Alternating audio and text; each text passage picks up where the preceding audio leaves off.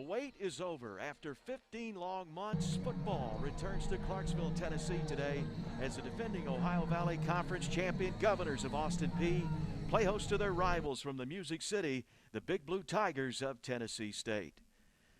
And hi, everybody. We welcome you inside our broadcast booth here at Forterra Stadium. I'm Barry Gresham alongside Pat and Cook.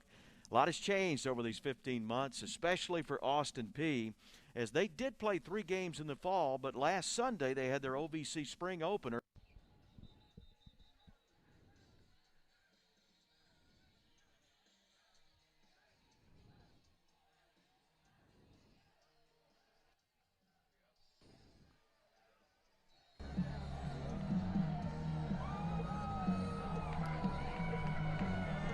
Welcome to a rainy Clarksville, Tennessee, and we are set for kickoff. Getting started a little bit early for this one. It goes through the hands of Rouse in the end zone, so the Tigers will have it. They did win the toss, and they elected to receive first. Barry Gresham alongside Pat and Cook. And just as we kick this game off, the skies open up. We anticipate heavy rain today. And we've had a pretty rain-free morning, Patton, but it's almost like Mother Nature waited till kickoff for this big rivalry game in the OVC spring season, and here comes the rain. Yeah, you couldn't write a better weather report. No rain all afternoon, and then as soon as kickoff happens, we're going to have a nice wet football game here tonight, but that will suit one of these teams here this evening. Tennessee State and Austin Peay as they get together for the 23rd time. And a lot of new faces for the Tigers of Tennessee State. Devion Bryant will make his first start. In fact, no quarterback on their roster has taken a snap. Here's a high snap. He has to go up the ladder to pull it down. And the Governors converge quickly on Devion Bryant. He's called stretch. He's 6'5", 230, the redshirt sophomore. And he had to go up high to pull down the snap of Vanderbilt transfer Sean McMoore. As we take a look at the starting lineups in the ball game presented by Legends Bank. Legendary service, extraordinary people. That's Legends Bank. And again, the quarterback, Devion Bryant, making his first start. We'll get into some of his numbers from high school as he redshirted 2 years ago, did not play during the 2019 season. And he gets the start today. A revamped offensive line with a lot of moving parts up front for the Tigers. Not exactly the start he would have wanted for his collegiate career, but he's trying to work through this tough situation. He will keep it play action, and he will be brought down as he gets it up to the 25-yard line on a tackle by Jack McDonald. And we'll take a quick look at that TSU starting lineup up front. They do have a lot of changes. Will James, Robert Lacey, Sean McMoore, Demetrius Cooley. The guy to watch is their right tackle, Cam Durley, is a good one. Expect to see Sean McCauley in their backfield, along with the tight end Josh Trueheart, receivers Cam Weish, Vincent Perry, and they will play a fullback from time to time, and that is Benjamin Johnson. So third down it is, barely back to the line of scrimmage after the bad snap on the first play, and then the keeper getting back the 2 yards loss. So as we're just getting underway, and I mean it was right before they put the toe to the football, the skies open up. Here's a timeout. TSU's going to take one. Tennessee State University. And Pat, you know they hate that, having to burn one here early, but it's almost like this rain just, it kind of got everybody confused for a moment. I mean, it opened up. It's backed off now, but it poured right at the beginning. Definitely took the center by surprise. His first couple snaps have been a little shaky from him, the Vanderbilt transfer. And right now, Devion Bryant, a big thing for him in this game is going to be that read option we just saw on second down. But one thing for the Governors, they saw a lot of that against Tennessee Tech, so they should be pretty well suited for it in that game. Jack McDonald, the linebacker, had such a great season last year. Already off to a pretty good start in this game with a good stop against Devion. Third and long, as it will be a 3rd and 10. TSU with the 2 deep safeties, but they are up tight. In the backfield, joining Bryant is McCauley. He's the redshirt sophomore, one of the players with some experience on this team. So many newcomers for Coach Rod Reed and the Tigers. And Bryant will throw it. He tries to elude the rush, steps up in the pocket, and nearly picked off. Nearly picked off. The ball bobbled. 3 different players had a hand on it, and TSU will have to give it up. We got a flag on the field, Barry. Automatic. First down. They're going to get Cordell on this one. As we look at the replay, it just looked like Cordell got there just a half a step before the ball got to that intended receiver. Looks like a good call, but right now the Governors, you can tell their defensive game plan, be aggressive with those defensive backs, and Cordell, that worked a lot for him last season. Penalty be enforced at the spot of the foul. First down. As you hear our referee, Garrett Dickerson, with the call, and Cordell Jackson. I missed that flag coming out. Cordell, of course, the All-American, 10 interceptions in his career, tried to get one there. So TSU gets a big break with the penalty, or they were heading off the field. They get the 1st and 10 as they spot the ball here at the 30. Movement in the backfield with their tight end. And another high snap, and this time it's corralled by the running back McCauley, and he's upended as he gets to the 32 on a nice tackle. Javon Young down in that pit of D linemen. And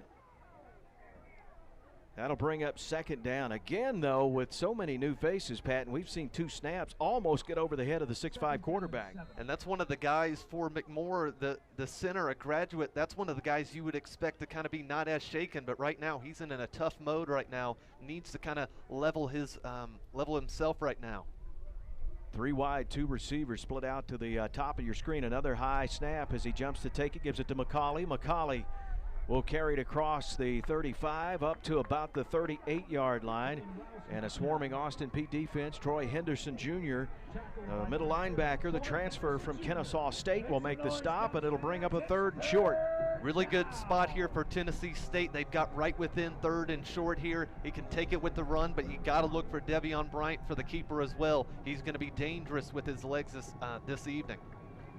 3rd down and 1 at the 39. The Tigers, by 8 of a penalty, got a 1st down. And now they're trying to keep their opening drive alive. Devion Bryant makes his first start. High snap. He'll jump and catch it, and then into the backfield to bust the play up. Trying to dive forward. It'll be 4th down, as that's Terrell Lucas in to make the play at defensive end. That was a great stop in the backfield. Those snaps are really starting to get to Devion Bryant right now. It's just throwing off all the timing on the handoff, and that time just the half a second's all it took Jack McDonald to get in the backfield and blew that play up. We'll see Caleb Mosley come on to punt. And it looks like Benico Harley back for the Governors. The Govs defense will get the stop after giving up the 1st down on a penalty, and Harley, that's going to be the toughest part of the day, is making plays in this rain on special teams. So we'll get to see the Govs offense come out to the 25. Overall, not a bad series, Patton, considering that the penalty didn't open things up for TSU. The Austin Peay defense was so good a week ago. Absolutely. Got a call right now by the referee, but you got to like from they were put in a lot of tough situations, and they handled it well, gave their team the best shot to win in that game. Coca-Cola is a proud partner of Austin Peay State University. As we keep it here, 11:27 to go. As we're just underway, Austin Peay and Tennessee State. And again, let's take a moment. Came on the air just a little bit early, scheduled for a 2:05 kick. And this one kicked off right at 2 o'clock, just as the rain hit. It'll give us a moment now. We'll check the series history. It has been a good one between these two. Our series history is presented by Kentucky Wild. Partner with Kentucky Wild to protect wildlife heritage.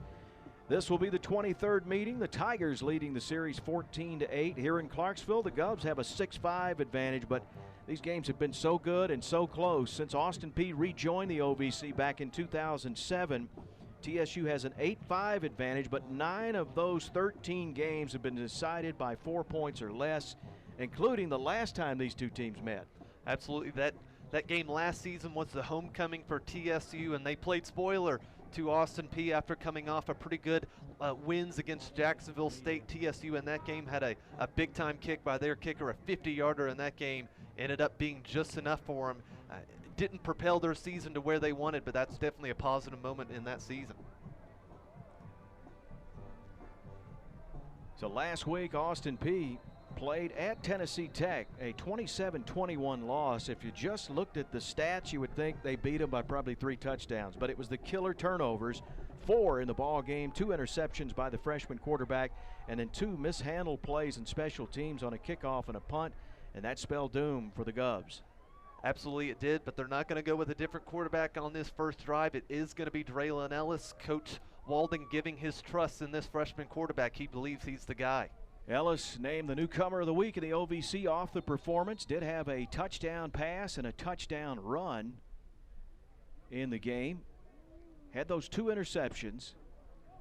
And he's a true freshman out of Olive Branch, Mississippi, as he gets the 2nd consecutive start. Also today, Brian Sneed is in the backfield. We'll check all the starters in just a moment for Austin Peay. But Ahmad Tanner, we were concerned about him. He really ran the ball well in the first quarter and did not return in the Tech game.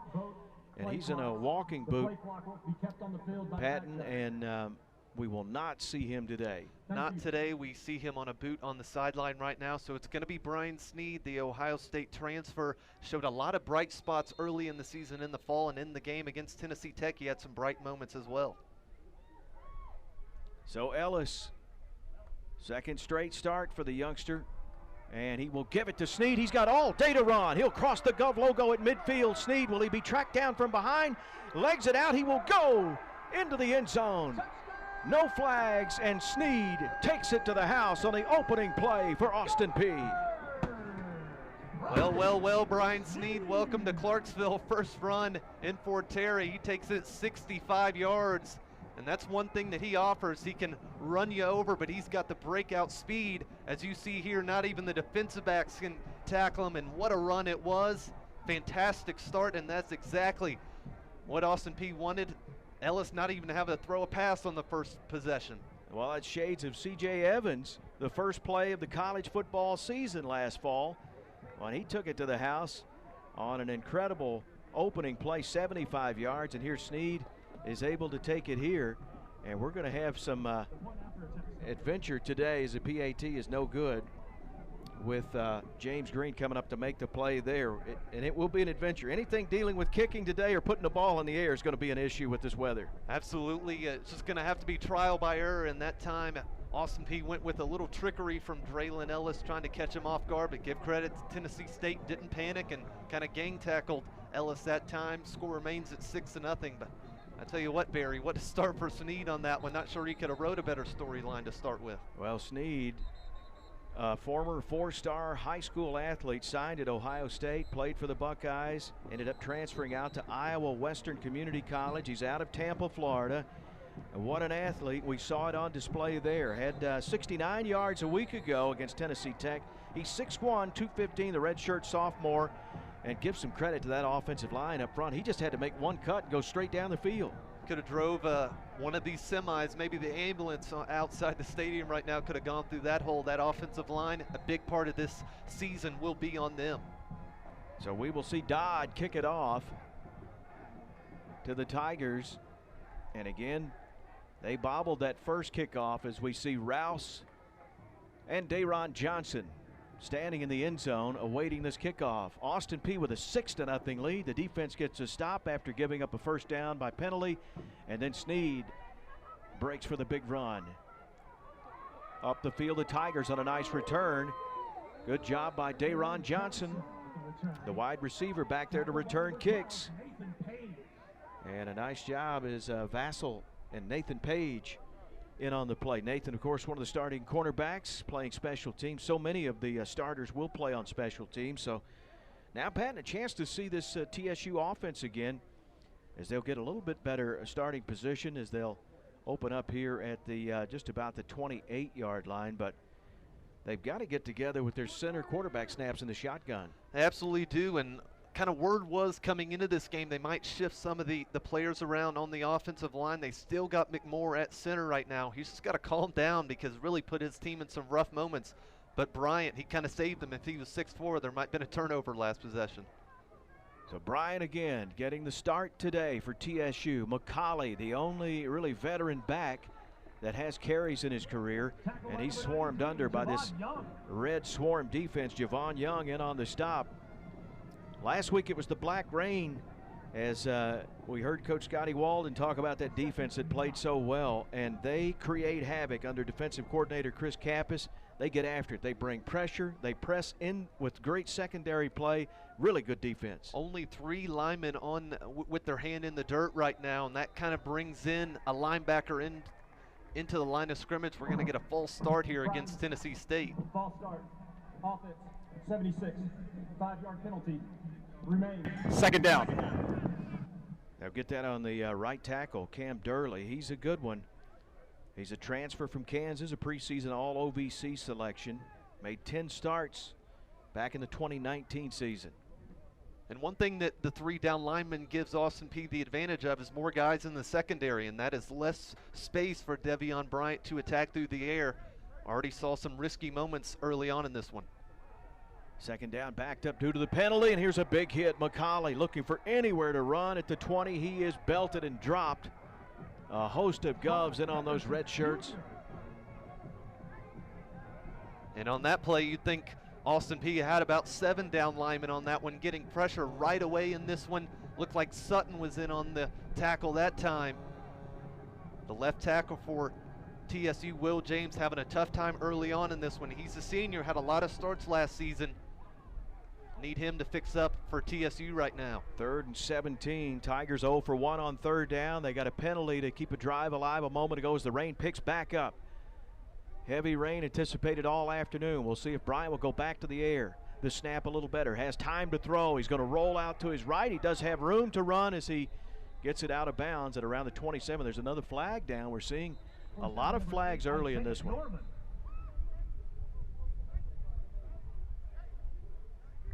It's Isaiah Norman in on the play, wearing number 8, the redshirt junior out of Memphis. The Govs dropped in coverage that time, gave Devion more time in the backfield, but with all the guys in the back end, nowhere to throw on that play. Illegal formation. Offense, 5 players in the backfield. That penalty will be declined.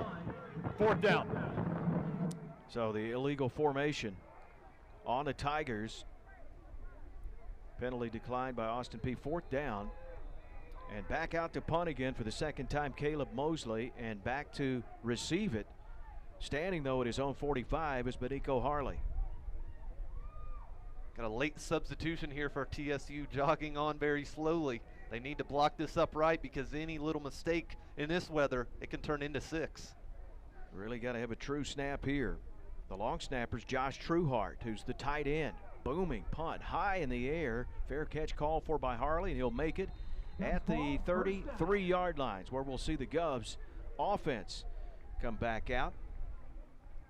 And it looks like we will hit a media break, as I see our referee Garrett Dickerson signaling that. 9:02 to go. The Govs' first series, a huge touchdown, a 75-yard touchdown run by Sneed, as we head to break here on ESPN+. The Govs' second possession. Ellis will roll out and throw.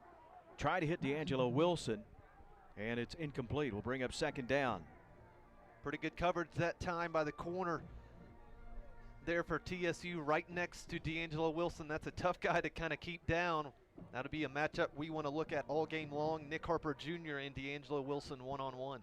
And again, if you just tuned in, as quick as that rainstorm hit, that's how Brian Sneed hit the line and ran it 75 yards on the opening series. Here he'll get outside the numbers. He'll head down the 50, down the sideline. No one's going to catch Sneed. He stays in bounds, and he will just stroll into the end zone for another huge touchdown run for Brian Sneed.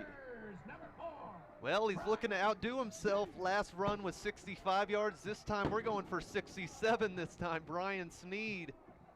Good blocking on the outside as we look at the replay. The blocking done by wide receivers. C.J. Evans, a big-time block on the outside, and Sneed, he's got that breakaway speed that not even the DBs can catch up to. What a run again. Actually went for 75 the first time, so he has 2 touches and 2 touchdowns with 142 yards already for Sneed. The Govs' point after attempt did not work a moment ago. They'll go back to the traditional PAT kick. It is up, it looks good, and it is good by Cole Deeds. So our new score, just like that, is 13-0 Austin Peay. Tell you what, why throw it when Snead can take it to the house on both carries? Time of possession is overrated right now for Austin Peay. They barely had it a minute between these two possessions. They are sitting pretty right now, 13-0. TSU defense had a lot of struggles last season stopping the run. They gave up 2,500 rushing yards. That's 210 a game, and they're well on pace cracking that by the end of the first quarter, I think. I was about to talk about the balance that Austin Peay had with the run and pass a week ago, and Coach Walden talking about with this fast-paced offense, but he still wants good balance. He still wants to run the football, but today, I don't know why you would ever throw it in these conditions, and so far they have not laid a hand on Snead. That is one of the misconceptions about some of this fast tempo offense. Coach Walden, he's going to go with what's working, and right now what's working is giving the ball to their big back, Brian Snead. You don't go away to it, and I guarantee next possession we're going to see more of Mr. Snead. Ashton Dodd, the redshirt freshman out of Hendersonville, to kick off again. Austin Peay rolling here early, finally getting to return home. It's been a long wait since their final their home playoff game that they had, their first ever when they hosted Furman. In fact, it was 456 days ago since the Govs played here in Forterra Stadium, but TSU hasn't played since November of 2019, a game at all. Here's the kickoff taken right at the goal line. It's Johnson again. Dayron will head out of bounds. Flag will come flying in late as he goes out right at the 25-yard line. Got another flag too at midfield. Jack McDonald, he might have went to drama class here at Austin Peay. He drew a foul there. So a flag on the run back, which happened over at the Austin Peay sideline where Dayron Johnson went out, and then the one that you guys caught right at midfield, trailing the play. The officials are huddling up. Right at kickoff, it was 70 degrees here in February in Clarksville, Tennessee, and expecting rain all day. We hope nothing severe. We hope no lightning, no delays today, but we are going to get rain all game. We have 2 fouls on the play by Tennessee State University. Holding. Return team, number 28. That penalty being enforced 10 yards from the spot of the foul.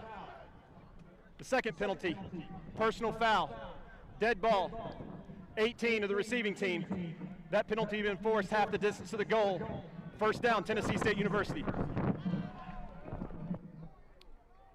So Terry Straughter, one of the veteran returning players, got the call on the second penalty. So TSU had a promising return. Johnson brought it out of the end zone to about the 25, but they're not going to have it at the 25 now. I think they're going to enforce both penalties with the hold and then half a distance from the personal foul after the play was over. So they're going to start about their own 7-yard line from the 25 to the 7.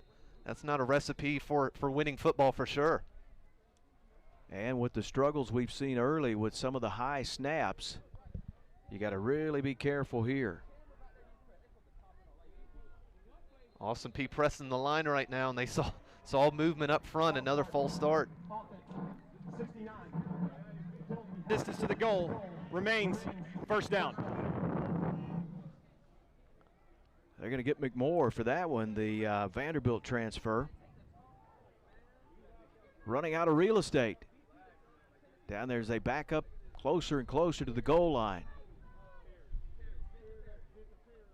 So Bryant stands in the end zone. Devion Bryant again making his first career start. And a new back in the backfield, but he's going nowhere, and that is our first carry for Devin Starling, the redshirt freshman from Antioch, Tennessee. And in this situation right now for TSU, there's not a whole lot they can do. You can't really risk getting a safety here just with the pressure that Austin Peay has shown from the defensive line. You're pretty much forced just to run it out here and see what you can do with your running backs. 2nd and 14. With the ball at about the 3-yard line after all the penalties and nothing happening on that first run. Bryant slapped the hands together, gets the snap, and nothing happening. Trying to get to the 5 again is Starling. And Shepard is all over it, shutting the door. And he plays that bandit position, Patton, so this is a guy that won't put his hand in the dirt, but he can wreak some havoc. Absolutely. Numerous guys on this defensive line for Austin Peay. Missing some guys from last season, like Josephus Smith. He opted out this season, looking to get him back in the fall, but still the depth that they've got on that front is quite impressive, and that's one of the reasons why they're OVC champs last season. 0 for 2 on third down of the Tigers. They look at a 3rd and long, 3rd and 12. Staying in that shotgun, Bryant's going to airmail this one, throws it incomplete. Norman on the coverage as he tried to get it out to Weish. Cam Weish, who was a transfer from Lindsey Wilson, and now they're going to have to bring on the punt team, and Mosley's a good one, but he's going to have to punt with his heels there at the back of the end zone. Yeah, looking at these corners right now for Austin Peay, they're not giving much space on the line of scrimmage. They're pressing these wide receivers. They feel like they've got the matchup to do so. And right now on that throw, it shows that they're feeling pretty comfortable through the air right now against Tennessee State. Again, need a good snap as Mosley, preseason all OVC. He bobbled it a bit, but still has plenty of time. No rush on. Fair catch called for and made at the 43. Again, that is Benico Harley, and we'll see the Govs offense come back and play on a short field. I mean, what a difference a week makes. Last week, we saw Tennessee Tech play on a short field the entire game. And today it's Austin Peay. That'll lead us to a break. We'll head to the timeout. Austin Peay rolling 13-0 over TSU from Clarksville here on ESPN+.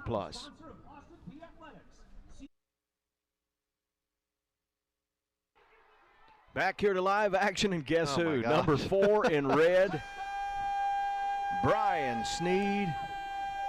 He's having a career in 1/2. I mean, just phenomenal. That time they ran a little bit of motion with Parker coming in like a jet sweep, but they gave it to Sneed, and he's enjoying this one. He's had 3 carries and 3 touchdowns. He hasn't had to make anyone miss yet. I'm not sure Tennessee State's got a glove on him just yet. Sneed once again, this time to the left. The other 2 touchdowns were on the right. He can do no wrong in this first quarter of play. Just incredible performance so far for Sneed. That one's a 44-yard touchdown. Austin Peay's time of possession will also blow you away. They've had it less than a minute, and they've got 19 points on the board. Just an incredible start. Ellis will hold it. Deeds will boot up the PAT. It is good. Wow, what a start for Austin Peay returning home to Forterra Stadium. They put 20 points on the board. And basically, 4 plays of offense, 3 touches by Sneed, 3 touchdowns, the 1 pass play. Just phenomenal start to this ball game. Yeah, for this Austin Peay offensive line, Bucky Williams, Seth Johnson was on the line last season. They're going to put this film up in the Hall of Fame right now because some of the holes they're giving Sneed to run through, it's hard not to score touchdowns on some of these runs, but Sneed might be buying dinner for his offensive line after this game. 7:04 still left in the first quarter. So many newcomers on this TSU team. In fact, today, since they haven't played since November of 2019, 43 newcomers, 36 of them are scheduled to make their debut. You see Coach Walden, boy, he's got to love this start. Just an incredible start to the ball game with his running attack. And that's with the Ahmad Tanner listed as your number 1 tailback. He's out in the walking boot, not playing today, but a number 1A in Brian Sneed with 3 touchdowns, 186 yards. I would coin the smash and dash that Chris Johnson and Lindale White is, and I'd put Sneed as Lindale, but right now he's looking like CJ right now. He's shown a great burst of speed in addition with his power, and this one is kicked out of the end zone, so we'll see the Tigers come out. And for TSU, as you might expect, a lot of new faces on both sides of the ball. They have just 11 yards of offense so far. The penalty bug has bit them. 4 penalties for 26 yards in penalty yardage. No passing yards as Devion Bryant 0 for 1.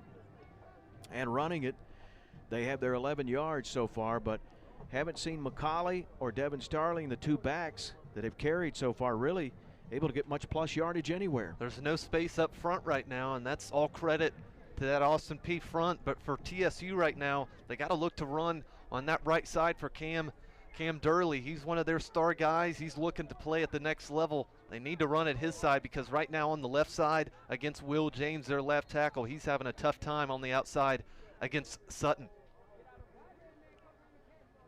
So they put Johnson in the slot. We've seen him return the kicks. Bryant will send him in motion, and Devion will hand it to him. He'll take it off right tackle, and he'll get tripped up as he heads out of bounds, unable to turn it upfield. They're on Johnson with the carry. And I like that start for them. Running up the middle has been an absolute disaster. Try and get to the outside, get your fast playmakers the ball. Positive yards, not a huge game, but you got to start somewhere if you're Tennessee State right now. He'll get one before going out of bounds. A 2nd and 9. He'll stand at the left hip. Is Starling, the running back. Pass thrown out into the flat. It's caught by Johnson, and Johnson is brought down at the 28 as the Govs converge. Cordell Jackson in on the play along with Nathan Page. And when you say Cordell Jackson's name once in a game, you're probably going to say it 15 times today, Barry. He's just all over the field. They got him at the nickelback position, just lets him float around and make plays. 3-yard pickup on the pass completion. It's 3rd and 6 and slipping. Another snap that Bryant had to jump in the air to field, and Starling gets the carry. The youngster, the redshirt freshman, loses his footing. We're going to see that despite this being a turf field, because it is a rain-drenched field today. And that'll bring up 4th down. The Tigers will have to punt it again. For TSU right now, not the start they wanted, but with all the newcomers, with all the non-playing for the past 400-plus days, this is a tough start for them. They just got to sled ahead and try and get through this moment. Running on late. And a flag will come out as the punt by Mosley's taken at the 38. Harley, and he will be hammered down at the 35. They're going to spot him at the 37 as we'll see the Govs offense come back out again. Deshaun Davis in on the tackle for the Tigers on special teams. And that's right, if you just tuned in, it's already 20-0 here. 5:29, we're just in the first quarter of play as 3 big touchdowns. As we'll get the call from our referee today, Garrett Dickerson. He's been busy through this first quarter. The only thing Austin Peay's done wrong right now has been missing that extra point try. Right. Illegal substitution on the offense. The 11th player never got set in the formation. The penalty for the kick. 1st down, Austin Peay State University. Yeah, we saw the player come on, and the ball was snapped before he ever even got set anywhere. So Austin Peay's going to get it back, and I wonder who's going to touch it.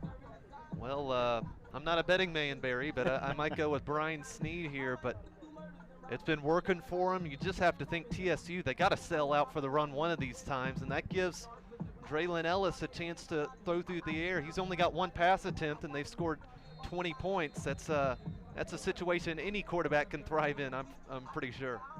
Fearless, fast, physical. That's the motto for this Austin Peay team. Both sides of the ball, they want to attack. And we've seen it by the offense. It was a bit stymied a week ago due to so many turnovers. 4 turnovers that cost them the game against Tennessee Tech. But here today, the running game is clicking. And they're going to go right back to it. Sneed gallops. This is the one time he's been hit a couple times, but he pinballs off some tacklers, takes it into Tiger territory up to the 42-yard line. Just not going down today. Those are the type of runs Govs fans are going to see a lot of. Sneed just bouncing off a defensive lineman, and then once he gets in the secondary, not sure any secondary player is going to get him down one-on-one. And again up the gut. That time the Tiger defense tightens and gets the stop, but still plus yardage as the sticks will move down. Going to get almost 3 on that carry inside the 40. 2nd and 8. Again, Draylon Ellis, the OVC newcomer of the week. 2nd straight start. Back to Sneed. He dances in the backfield and just leaps up in the air as the Tigers' defensive front starting to get some pride on the line now, as they are not going to let him bust it back up the gut. Sneed pretty much stood still on the backfield, kind of waiting for a hold to develop. That Tennessee State front, they've about had enough of him breaking loose. Good stop there on 2nd down. We got a passing situation, I'd say, here on 3rd and about 7. C.J. Evans, D'Angelo Wilson.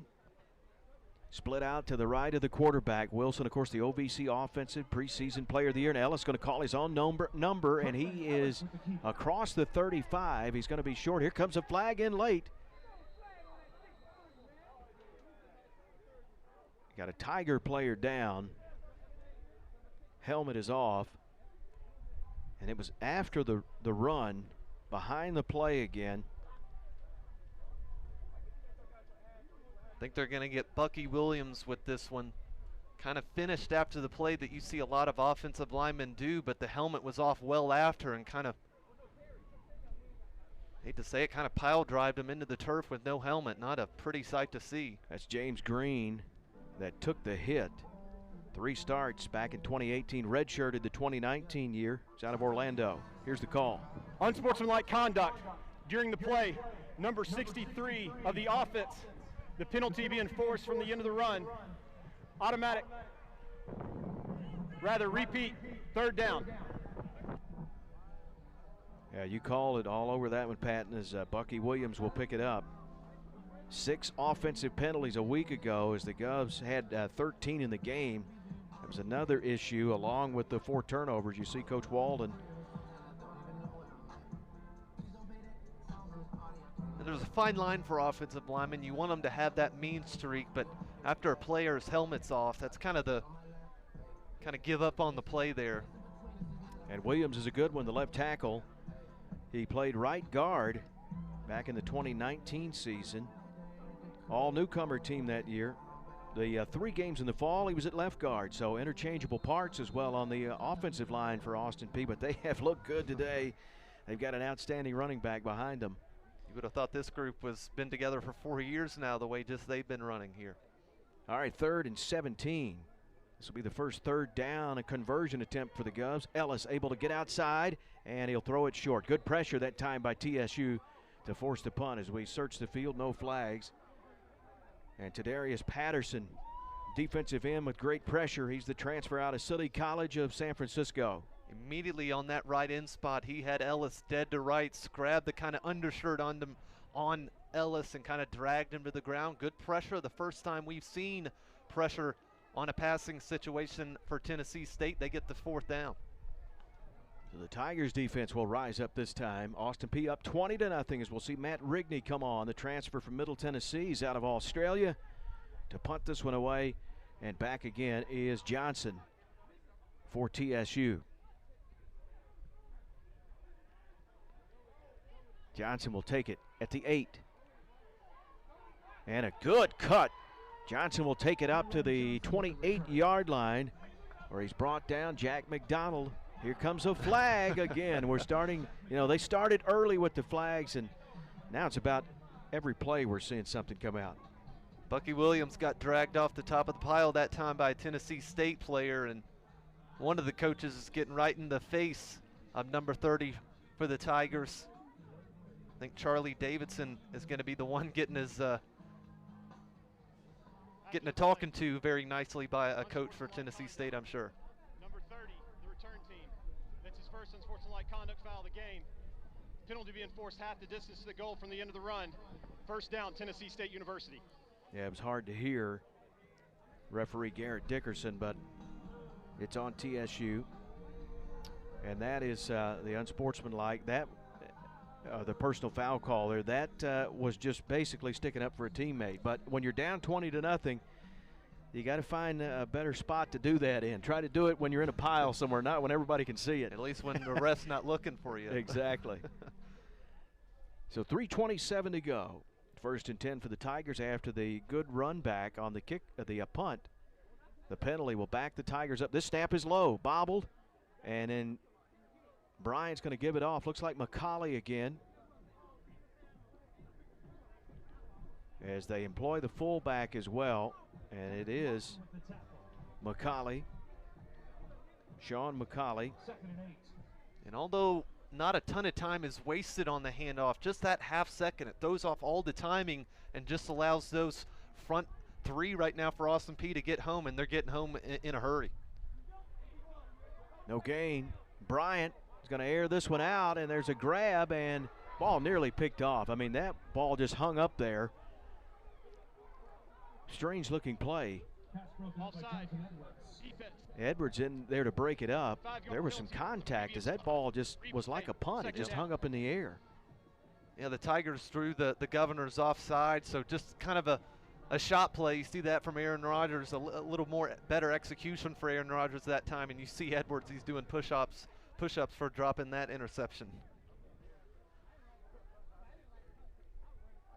You're good at picking up the flags. I should just anticipate a flag on every play. Right. Free play for Bryant. So now 2nd and 5 for Bryant. Another high snap, and this one bobbled. McCauley, is he able to get on it? A couple of Govs have diving in there as well. And it looks like TSU will get it back as they go in reverse here. The ball going to be spotted at about the 14-yard line. And at this point for McMorr, this is no longer kind of repetition. He's in his head right now. He's going high, low, can't get the right kind of zoning in on the snap, and he's in his own head right now, having a tough time of it. And McCauley able to get on it at the 14, or that could have been disaster for the Tigers. They've been flirting with it on their offensive series with the high snaps backed up close to their own end zone. And this snap looked like it was bobbled for a moment, and Brian just going to lower his shoulder pad and try to get what he can as he'll take it to the 23. And again, the linebacker Jack McDonald in on so many tackles, able to close the door in the middle of the field. That's been the best run of the day, and that's a tough thing to say for Tennessee State.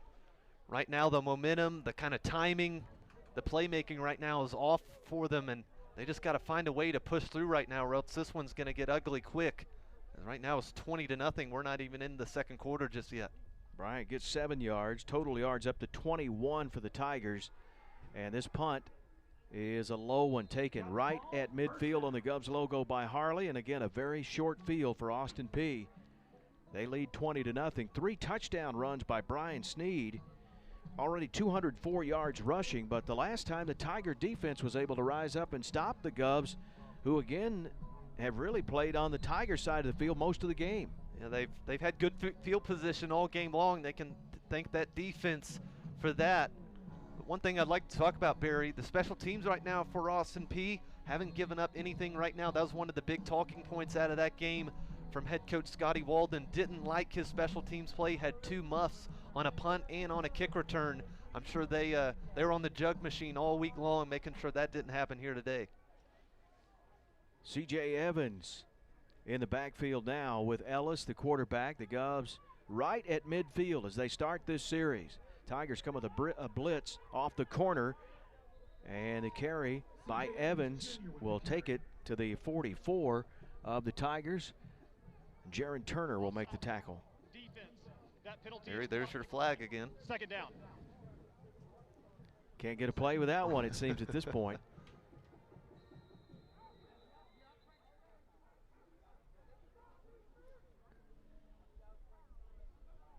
I think Coach Walden is maybe wanting to talking with the referee on whether he wants it accepted or not. Not entirely sure what he wants here. Offside on the defense. The penalty will be accepted. Next play will be 1st and 5. So he will accept the offsides penalty. Really only a yard's difference from the run. That time by Evans gives him another down here. Instead of 2nd down and 4, it's going to be 1st and 5 instead. Thank you. Tigers with 6 penalties already. Austin Peay with 2. We're not out of the first quarter. 1:17. The Govs rolling offensively here today in the rain in Clarksville. Again, it's C.J. Evans. This time in the backfield after Sneed has been the main back today with 3 touchdown runs. Govs loaded up to the right with 3 receivers, a pitch back, and he's got room to run. He'll take it across to the 35, out of bounds near the 30 on a nice run by C.J. Evans. And really, the Tigers, they can't rest whenever Evans comes in because he's shown he can get out to a pretty good top speed as well. Got the opening touchdown against Central Arkansas at the first game for college football, so they can't rest on their morals of having a good drive against Snead. They got to stop Evans now. He'll get 14 here, and he'll get it back again, going off left tackle, then cuts it back in. Back inside the numbers, and he's brought down at just inside the 25 of the Tigers. And Bucky Williams had that kind of mistake with the personal foul. He's making up for it right now, just driving his man off the line and giving CJ a heck of a lot of space on the outside. Bucky Williams, Seth Johnson on that left side. And this attempt up the gut, not happening. Big pile up. You see players come running in. Haven't spotted a flag yet.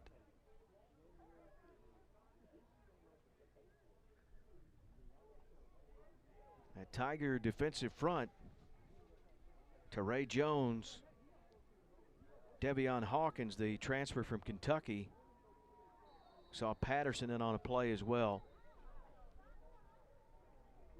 And that should do it for the first quarter of play. It's been all Austin Peay here today as they open up home OVC spring football today in the rain, and they are rolling 20-0 over the Tigers of TSU. We'll take a break and return after this on ESPN+. Please direct your attention to the south end zone. 3 touchdown runs for Snead. Snead's going to be disappointed with that one. Not a great run, just got the first down, not a touchdown, but got to take what you can right now. Got to the outside quickly and got the first. Austin Peay with 229 yards of offense in that first quarter. Ellis got hit right on the football, and the Tigers looked like they had a break, but they couldn't scoop it up. Now who's got it? Big pile at the 25-yard line.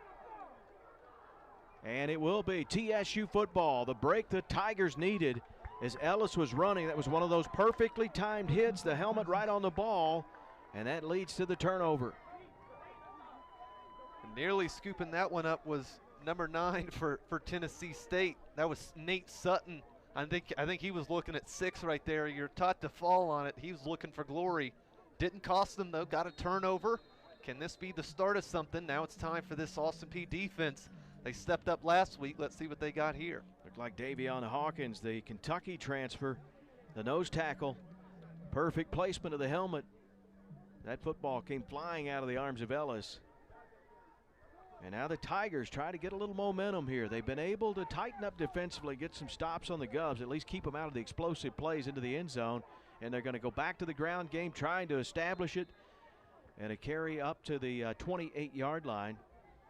That is going to be Starling again, and Shepard with another big play.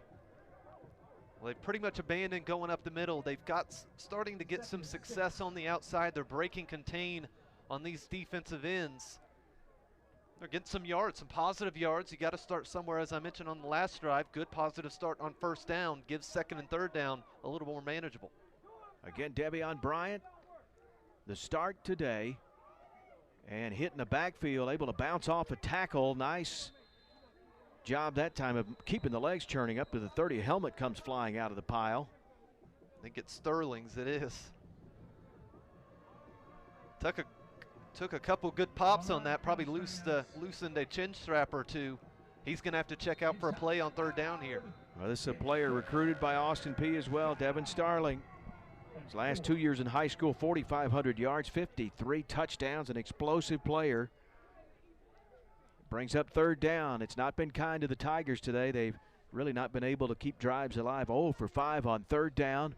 Bryant changes the play call out of the shotgun. Play clock down to 3 seconds. Clamps the hands, and he will hand it off, trying to bounce it to the outside and just completely shut down before getting back to the 30. That's Sabri Curtis as he gets his first carry. Several Govs close the door. Good contain, nowhere for him to go. Absolutely. Govs were flying into the ball on that time. They had 4 on the line of scrimmage that time on the front, brought a linebacker on the blitz, just provided enough. Tennessee State not confident in throwing the football right now on third down. 0 for 6 on third down, and back to punt again as Mosley's had a busy day. Fair catch called for, backed up and made at about the 27 by Harley. The MVP right now for Tennessee State's got to be their punter Mosley. He's done his best work in some tough situations, hasn't really fumbled, hasn't made a mistake. But that Governor's defense, they stand up very well on that drive. We'll head to a break. 20-0, Austin Peay leading in the second quarter over the Tigers of TSU. We'll take a break and return after this. You're watching ESPN+. He's out, got some puddling water on the sidelines. They just got to make sure it doesn't leak onto the field, or else we're going to be in some real issues. Yeah, that field, the synthetic turf, and it will drain, but it drains off of the playing surface right onto the track area. And giant puddles form. We saw that back during the playoff game against Furman on a day like today with heavy rain. And here's the Tiger defense. They come busting through that time for a big play. After the 3 touchdowns, they pretty much eliminated the run game, specifically Snead. You saw Evans a few drives ago get some success, but they're selling out for the run. They're wanting Austin Peay to beat him through the air. Now it's time for Ellis to kind of prove his worth here. Got the start from his head coach, yet to complete a pass here. Third down, that was Justin Brown from the defensive end making the big play.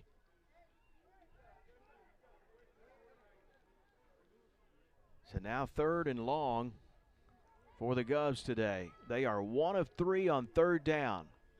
Ellis, quick drop. They're coming after him. He throws back across the middle. It's caught. Here's D'Angelo Wilson, and he's brought down a great tackle by the Tigers.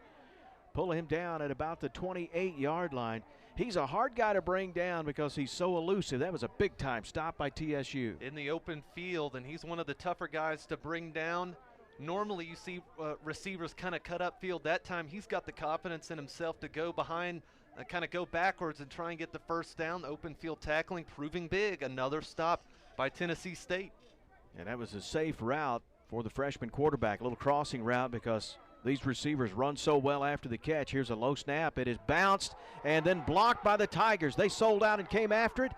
And it looks like Austin Peay, though, was able to pounce on it. But the Tigers get the punt block.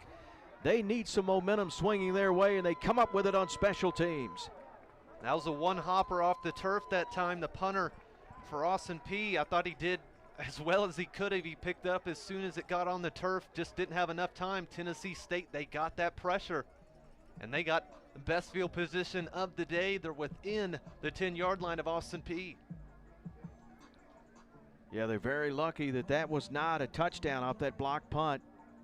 Nice job by the Govs to pounce on it in traffic to at least recover the block. But the Tigers are in business.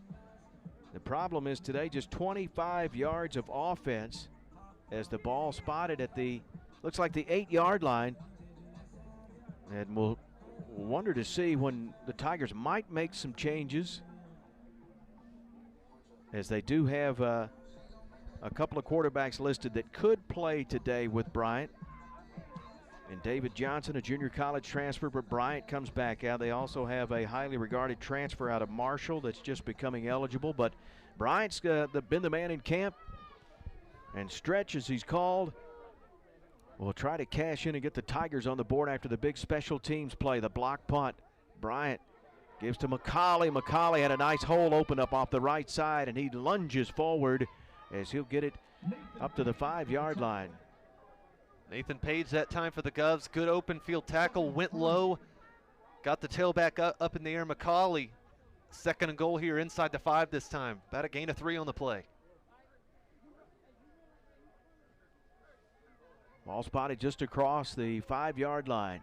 Bryant's been in the shotgun all the way. McCauley with him. McCauley will get the handoff off his left hip, and he'll take it up to about the, not much there, it looks like for the spot, maybe up to the 4, possibly the 3, but not a lot happening. The big man Legs, Tequaze, the freshman out of Laverne, Tennessee. Pretty much as soon as McCauley has touched the football the entire first half, he's had to beat a man as soon as he touches it. Need to hit some momentum going in to the line of scrimmage. They didn't do it there. 3rd and goal from the 4 of Austin Peay. Tigers' best opportunity today. Again, a high snap. McCauley's wrapped up. He'll be brought down for a loss at the 5 as Troy Henderson Jr., middle linebacker. Big ball game at Tech and a big stop here. 3 straight runs for Tennessee State. Got some good kind of yardage on 1st down, but 2nd and 3rd down, quite literally nothing just once again not trusting their quarterback Bryant to go through the air in the conditions you can kind of expect it, but right now, got to go throw caution in the wind, especially when you had the ball at Austin Peay's own 8. So on 4th and goal, they're going to bring out their outstanding field goal kicker, Antonio Zita, the junior out of Fayetteville, Tennessee. Austin Peay knows all about this young man. This will be a chip shot for him as he has a big leg, a 22-yarder out of the hold of Bryant. Zita, 4 field goals against Austin Peay a year ago. This one low, and he'll miss it. And he does not miss often. 32 career field goals, hit a career-long 50 against the Govs in their last meeting. But that one really never got airborne. And that's going to lead us to a timeout on the field. So the Govs dodge a bullet. After the block punt, they don't give up points. That'll lead us to a break. Austin Peay leading 20-0 here at Forterra Stadium in Clarksville on ESPN+.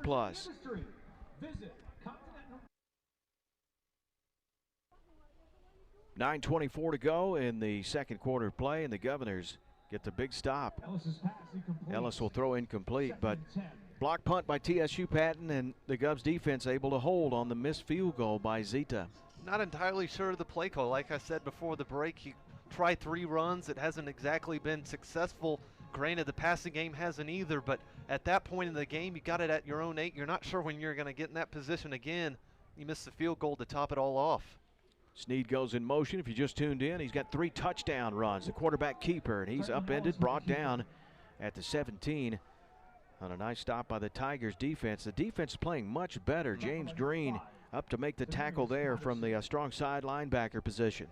It kind of just makes you wonder what happened on those 3 runs on Snead, because they were wide open, blown assignments on the outside. But right now, they're dialed in. They're not being fooled by the read option that time by Ellis.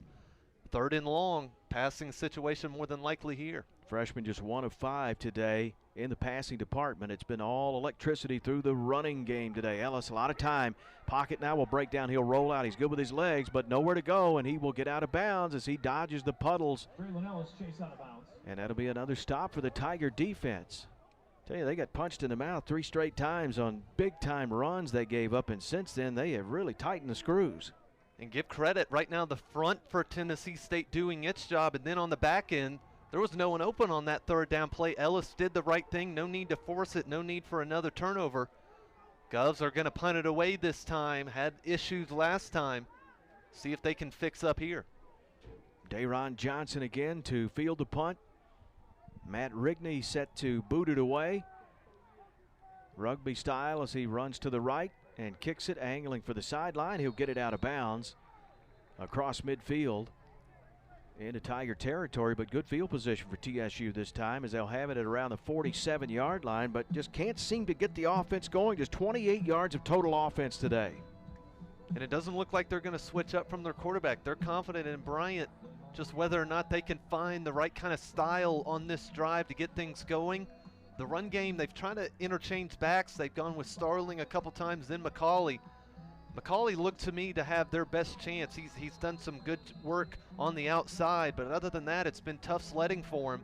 But then again, you got to look at the defense for Austin Peay. They're going to make a lot of offenses, I think, in this OVC season look pedestrian, and they're doing that again here this evening. Tigers have ran 24 offensive plays for only 28 yards. Bryant making his first start at quarterback, 1 for 3 for 3 yards. And 11 yards McCauley on 10 carries. They will give it here, coming near side and turning it upfield on a nice run, taking it to the 41. Getting a touch this time is Vincent Peay.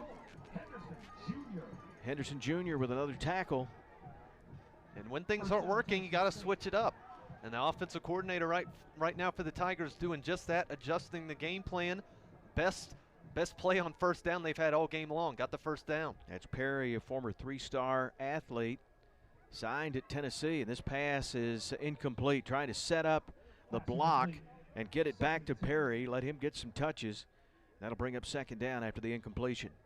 Looking at that play kind of in real time, I think Bryant did a good job sailing that past Cordell, read that, started to jump the route.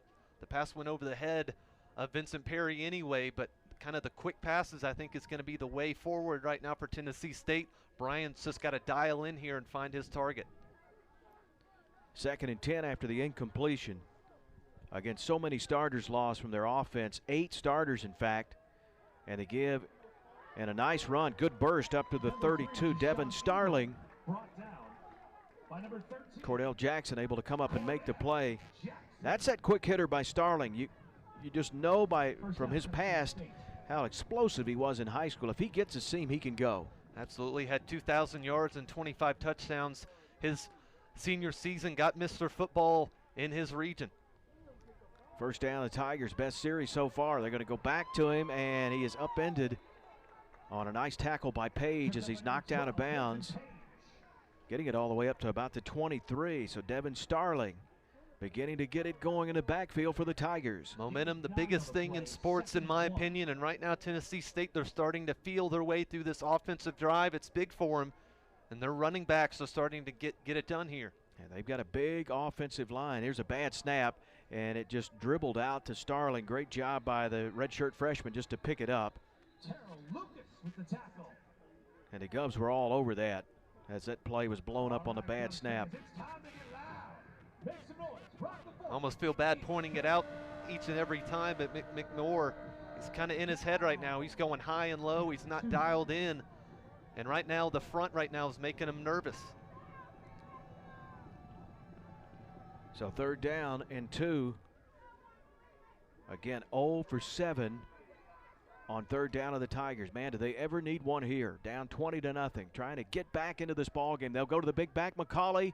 Flag on the play as McCauley gets it to the 21. Right near that first down. Flag came after the handoff. Might be offsides here. Tiger players are clapping their hands. Here's our referee. Offside. Defense. Number 93. 5-yard penalty from the previous spot. First down.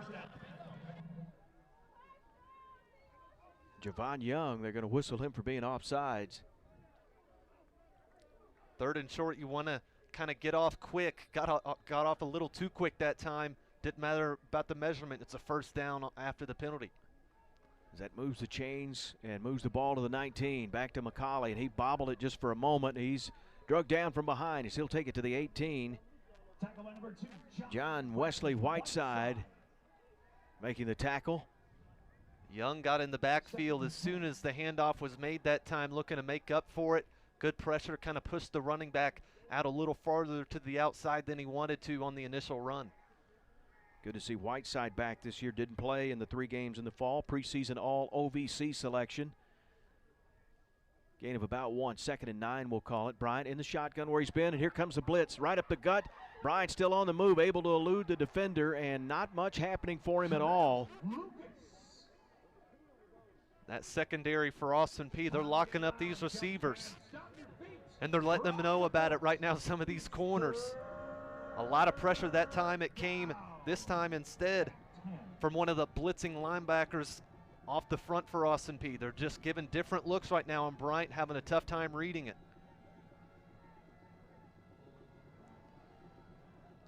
Again, got bailed out on the penalty a moment ago to move the sticks on 3rd down. 0 for 7. Prior to that, can they convert here? Bryant's going to look back to the bench as the play clock down to 5. Will he get the play off? He's changing it. 3rd and long. He's got to hurry and get the snap. And the throw, single coverage, and it is caught. Oh. Waiting on the official. Single coverage and the touchdown catch as they go back to Vincent Peay. Peay made an incredible catch on the far side from us in the press box. And the Tigers, Patton, did they ever need a big play? And they got it from Bryant to Peay. This right now is all Bryant. He's just giving Peay a chance to go up and make the play one-on-one with Isaiah Norman. A little nudge to get his way free. And on that replay, he's only got to get 1 foot in bounds. It didn't look like a bobble. That looks like a good touchdown to me. Big play for Bryant to connect with Peay, who they've tried to get involved in this series. And you see why. Has explosive talent. Here's Zeta for the point after attempt. Out of the hold of Bryant. It's up. And it is good. Tigers are back in this ball game, 20-7, and if the last meeting between these two teams taught you anything, this game's far from over. Tigers back in it as we pause here on ESPN Plus.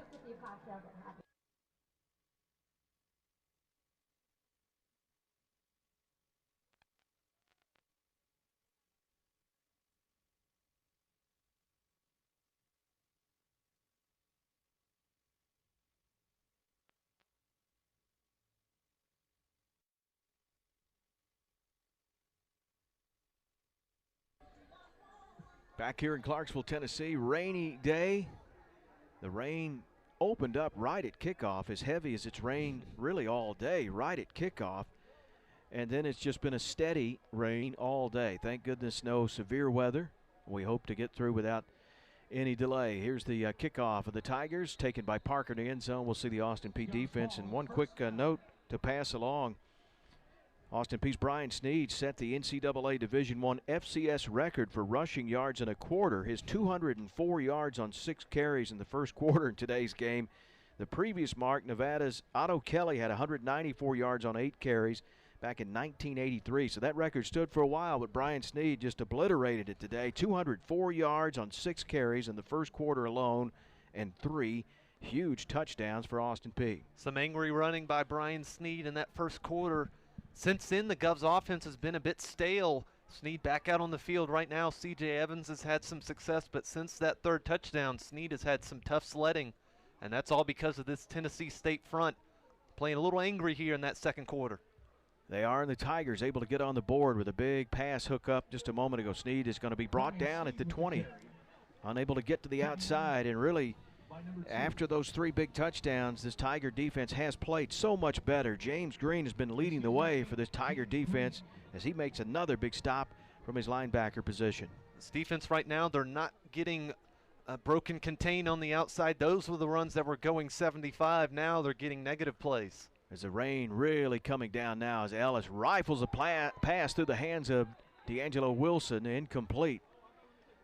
Tell you, you've got to plant your feet and rifle one in today to get it through the sheets of rain, and he's now 1 for 6 passing. That's a drop by D'Angelo, kind of had it bobbled. The hit jarred it loose that time. A good hit by Tennessee State, another 3rd and long, and in this weather, this is the complete opposite of what Coach Walden wants from his team on 3rd down, 3rd and 12.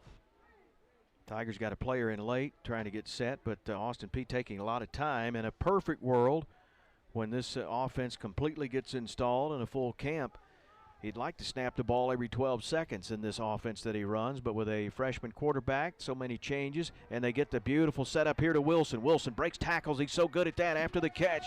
And D'Angelo Wilson, the OVC preseason Offensive Player of the Year, gets the first down up to the 44. Even though it looked like a simple throw, that is a off-base, off-balance throw. That time by Ellis, rifled it right into D'Angelo, let him run upfield, kind of let him, enough for a first down, going quickly with it again. Now the tempo is picking up the way they want to play, and Sneed off of the right tackle, he'll take it to midfield.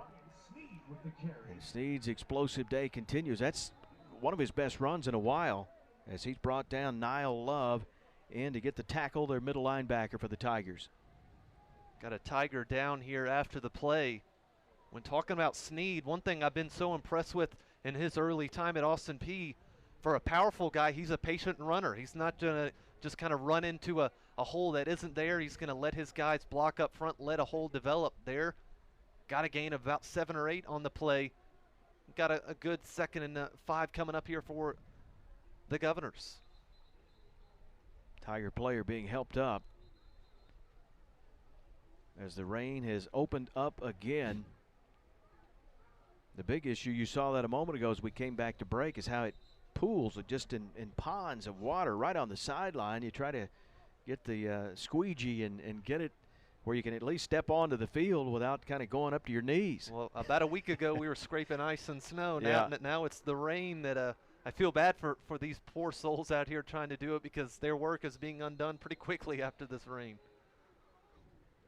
Crazy weather with football in February. We love having it, but we have seen an ice storm which postponed 3 of the OVC games open week. Sneed unable to break the tackle as he's brought down in the backfield. And this Tiger defense starting to rise up as their pride on the line as Justin Brown makes the stop here. Again, if you just joined us, Snead gashed them. 3 straight touchdown runs on 3 carries in the first quarter, and since then, he's been a marked man. Brown caught a stiff arm from Snead, but he held on for dear life and got a big-time disruption. They're right back to the original. It's 3rd and 11 now as the rain picks up. All backed up to the 43 for Austin Peay. Ellis on this drive, a big completion to D'Angelo Wilson to get the Govs a first down. As Austin Peay today, 2 for 6 on 3rd down as the clock ticks here in the first half. A little delay handoff up to the 35 or 45-yard line. As C.J. Evans, it's been Snead and Evans. Again, Ahmad Tanner was hurt in the Tech game, spotted in a walking boot here in pregame. Not sure when he will be able to return, but definitely not playing this week. Govs have an off week next week, and then the sprint, the short season continues. Govs offense still on the field right now. Don't think we're going to get a snap before we get a timeout from Coach Walden, and here comes the punt unit. Play clock ticking to 12, 11, 10 as it ticks down.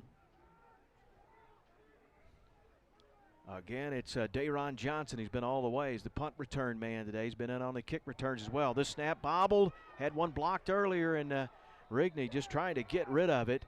And again, the Tigers are going to get good field position. They blocked a punt earlier, but the Govs defense able to stop TSU from scoring, and they missed the field goal. But here they're going to get a great opportunity with 1:24 to go and 2 timeouts. Rigney not confident in letting the ball into his hands. He's letting it go into his body. That time it just bounced right off his chest. Not a whole lot of time or room to do anything. Did well to get it off, but once again, special teams. I praised it a quarter ago. It's kind of reared its ugly head back again. So the last series, by far the best for TSU. Vincent Peay caught the 19-yard touchdown to get the Tigers on the board, and a big play. Devion Bryant just 2 of 5, 22 yards, and they'll keep it on the ground. Peay again wanting him to get some touches, and Cordell Jackson trips him up. Cordell weaving through about 3 or 4 offensive linemen to get in space to get the tackle, dove at the legs, did enough against Peay. Good negative play on 1st down for Austin Peay. Devion Bryant threw for 1,300 yards, 12 touchdowns his senior year. Hasn't played in 2 years, making his first start today out of Bellwood, Illinois. And another bobbled snap. It's loose. And looks like the Tigers able to get back on it. That wet football, and Coach Rod Reed talking about taking his team out in the elements as it's been raining in the area for the last couple of days. They practice in it, trying to get used to the wet football, but when it's coming down like it is today, it's just hard to get acclimated. That time under center for one of the few times in this game, and Bryant and McMorr, the handoff was less than stellar. That's kind of been the difference. Tennessee State's been able to fall on the football for Austin Peay. They haven't had that luxury just because most of them have been on punts. Looks like the Tigers have called a timeout. They were about to have their left guard Lacey come off as his helmet popped off, but Tennessee State University has called a timeout to avoid a 10-second runoff for an offensive helmet coming off during the play. But Barry, there is something to be said about Bryant. You mentioned not playing in 2 years. You can practice all you want. You can try and kind of implement live game reps, but ultimately once you get out on the football field with referees on the field, it's a whole lot different than in practice. I think he settled down here in the second quarter, had that big-time throw to Peay, and there's a lot to be said. Didn't hang his head, had some rough moments throwing the football. But right now, the Tigers looking to strike here right before the half. Devion, the younger brother of Robert Covington, the NBA player who played at Tennessee State, now with the Portland Trail Blazers. And another brother has played quarterback at Kentucky State. So a lot of athletes in the family. Again, he is 6'5", 230, big quarterback. And he's going to keep it here, call his own number. Bryant takes it to the 35. Tackle by number 2, John Wesley Whiteside. And a nice run is big John Wesley Whiteside in on the stop. Clock ticking at 30 seconds. And it'll bring up 4th down. It's 4th down. as the Tigers will go for it, trying to get more points on the board. Down to 15 seconds. Ball snapped and tripped up, kept it on the ground. They're going to have to burn that timeout. McCauley, as he tries to get that first down, and he will. Henderson Jr. another tackle. I think they're saying he's short here. This is going to be turnover on downs with not a whole lot of time left, 12 seconds left to go. Didn't get it. Yeah, I saw the stick switch it over to first down quickly, but it's going to be first down Austin Peay. They get the stop. Thought they might want to try to take another shot at the end zone on a fourth down play. That's been their best hookup of the day for Bryant, the 19-yard touchdown on the last series to Perry. But now Austin Peay with a 20-7 lead, just 12 seconds to go. And just how this passing game has gone so far in this first half for Austin Peay, I'm not sure we're going to see a whole lot of kind of try and get the ball downfield, maybe hand it off to Snead and see if he can't get his fourth and try and bail him out again. Now remember, Austin Peay will get the football to start the second half, so probably will play it safe here. To Snead, he bounces it and able to stay on his feet, and he will go out of bounds at the 40 with 5 seconds left. Well, I know your heart skips a beat if you're Rod Reed on his sideline there, and he all of a sudden he sees Snead coming his way, and Second and 3. is he going to turn it upfield for another huge touchdown run? And I'm not sure you would have thought that coming into this game, just because Snead's not known for being more the faster of the running backs, but in this game he has showed the complete opposite of that.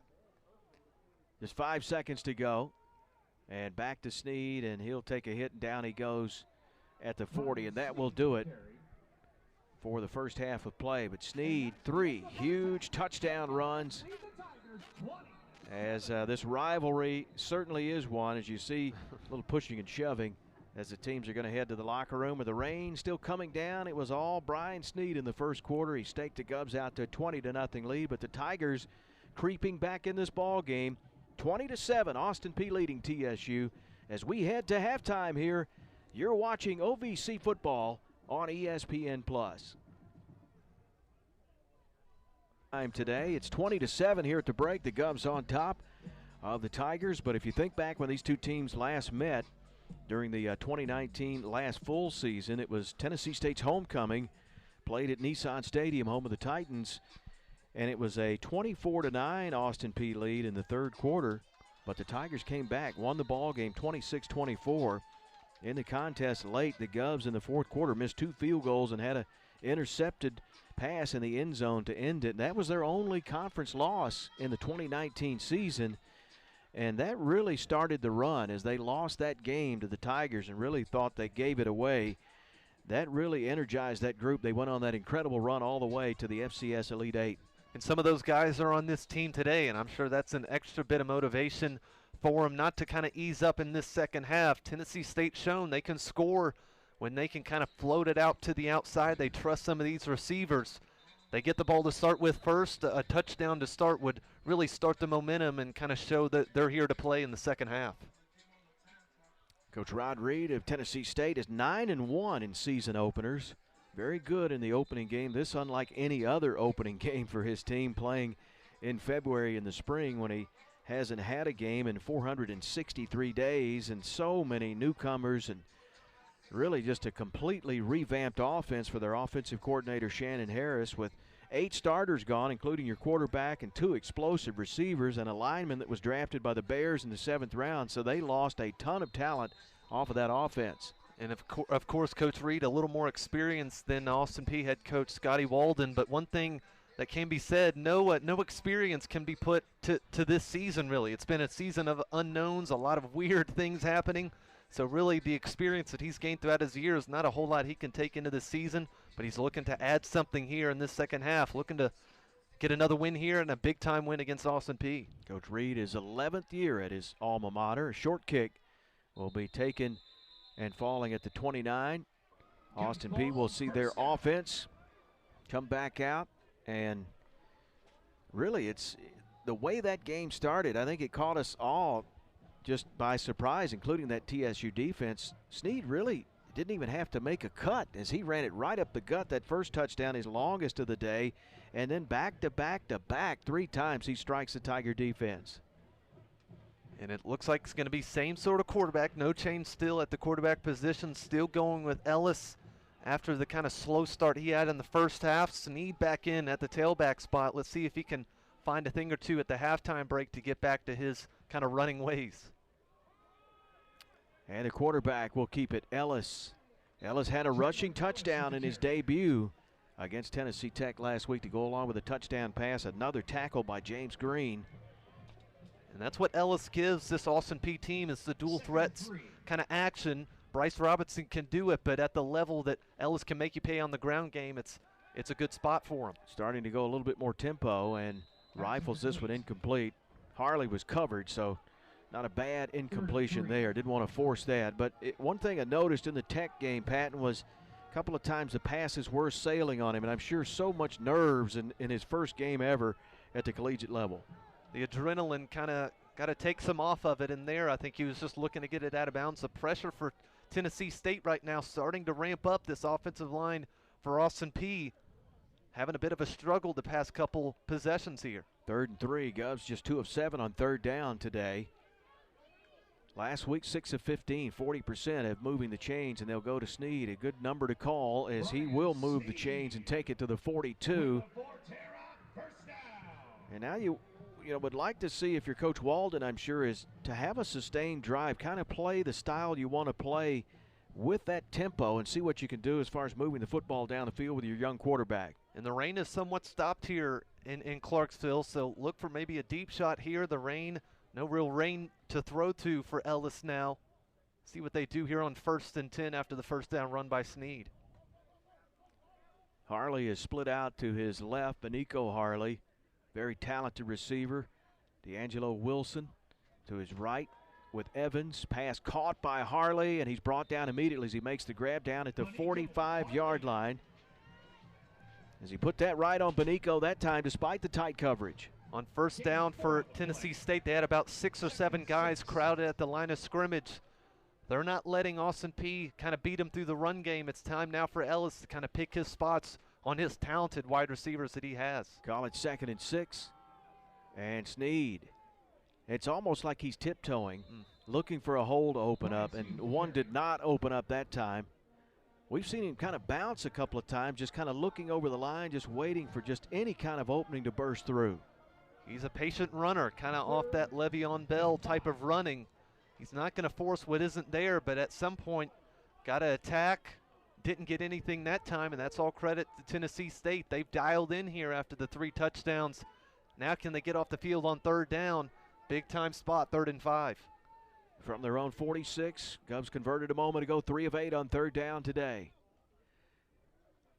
Snead will go in motion to the right of Ellis. He's looking left all the way. The pocket collapses, but somehow he comes out of it. He's got some blockers. He will get the 1st down and get out of bounds at the 48 of the Tigers. That was a nice veteran move by the youngster.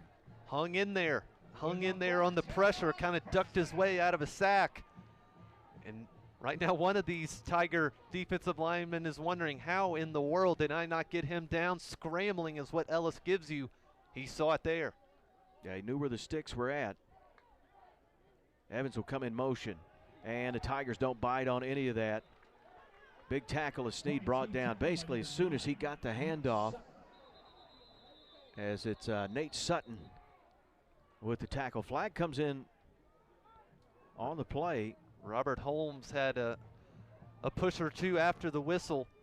They always get the last guy, and I'm afraid Holmes, in his case, is going to be that last guy. Governors are backing up here. Well, here's the referee. After the play, personal foul on the offense, number 66, 15-yard penalty from the end of the run. 2nd down. Yeah, you call it. The big man got it. The redshirt junior out of Jupiter, Florida, Robert Holmes, 6'4", 335, as the UConn transfer. And he is a big man. Doesn't take much of a push to kind of send some of these defensive backs flying, and I think the referee saw as much. Got to keep your composure. You had it 2nd and long. Now it's 2nd and even longer. Penalties were a factor early. It seemed like at least every other play we had a penalty flag coming out. Tigers had 7 in the first half. Austin Peay with 5. Ellis, they come after him, and this time as he steps up, nowhere to go. He'll go down at the 30. By number 13, Niall Love. Love will make the stop, but a host of tacklers on that defensive front would not let him break, contain, and get out that time. The pocket collapsing very quickly now. We've seen it the past couple of plays, and they're not really sending any more pressure than what they usually do, sending 4, maybe 5 on a blitzing linebacker, but it's going home, and that gives the secondary a lot of space or not as much space to cover. 3rd and 32, so 3rd and a mile for the Govs. They're going to go short, see if they can block it up and free up Wilson as he makes the grab. He'll go across the field, and Wilson trying to turn it up at the 50, and he tight ropes the sideline. He goes down in one of those giant puddles over on the Governor's bench. Well, you think safe, conservative play, but when you have players like Wilson and Harley and Evans, they can break a play and run after the catch, but the Tigers had plenty of room to work with there to contain him. You want to be safe, you want to be as well aggressive, and when you give the ball to D'Angelo Wilson, it can be described as aggressive because he's a guy who can break one loose. Good contained by Tennessee State. They get off the field on the first possession against Austin Peay's offense. Now this offense has a chance to come back and respond. Rigney, the new long snapper, is Lucas Boren, and Rigney will hit this one to Johnson. He'll take it at the 13. Stumbled a bit, but he's got room to run. He's cut back, tripped up at the 26-yard line. Tripped up by number 11, Terrell Vassell. Vassell in on the special team stop. So now the Tiger offense, they get the stop, Patton, and we'll be anxious to see. But we're going to head to a break. 11:01 to go as we're just underway in the second half. Govs leading the Tigers, but TSU with the football. We'll return after this on ESPN+.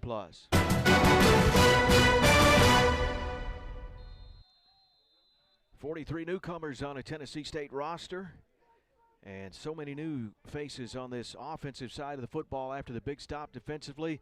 The Tigers are going to try to claw their way back into the ball game. They're going to go back to the running back who had some success late in the first half, and Devin Starling, as he'll get the carry, and he's brought down by the linebacker Jack McDonald. And it's good. It's a good kind of back and forth between McCauley and Starling. Kind of a power back comes in, and now the speed back offers you just something different. The defense has to adjust to it. They did there a little bit, a third 3-yard run there. 2nd and 7. They employ the fullback in this offense. Bryant, short drop's going to throw, and a pass is caught. And then bobbled out of bounds, but the catch is made at the 48-yard line. And Perry, wow, what a splash. We're talking about these giant puddles with the water that's drained off the field. But Perry made a great catch and a good run after the catch. It's about a 4-foot swimming pool on the sidelines here. Great job by Bryant. Hangs in there, finds his man Perry. Has been his target all game long. Cordell Jackson on him. And you see the splash quite literally on the sideline. And you can see the confidence starting to build for the young quarterback.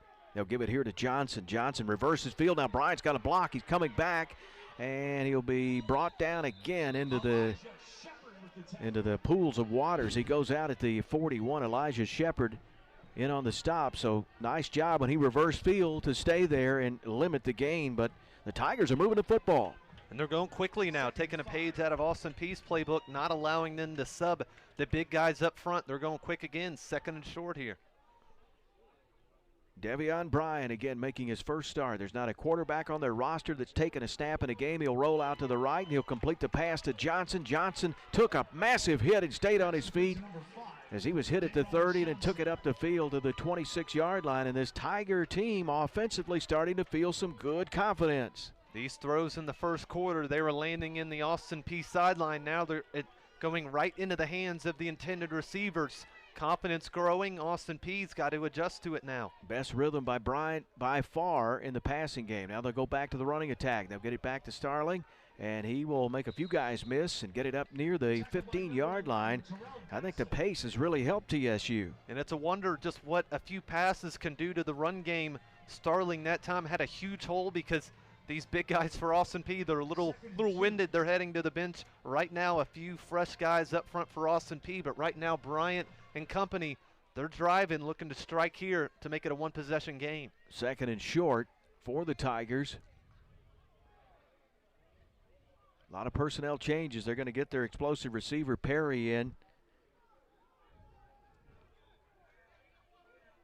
Peay to the left of Bryant, split out.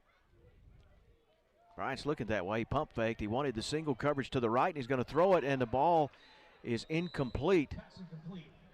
Saw the official's hat come off. The receiver may, with the hand fighting going on, may have stepped out of bounds on that far side.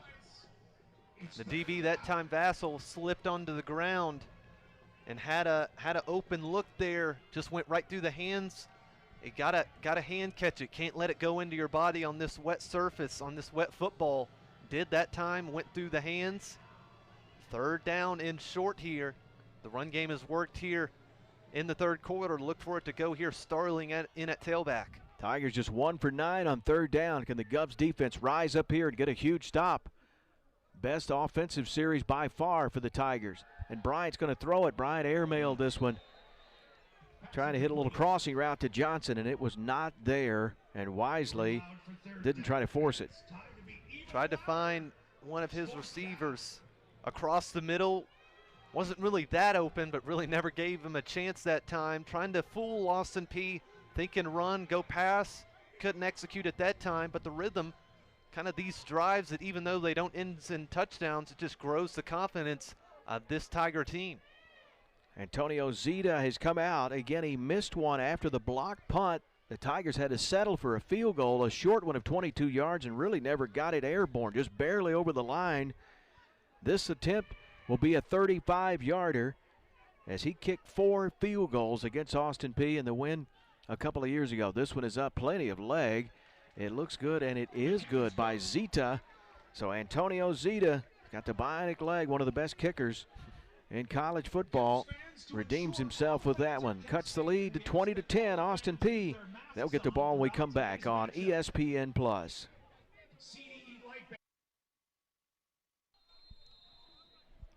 We welcome you back to Clarksville, Tennessee. 73rd season of Ohio Valley Conference football.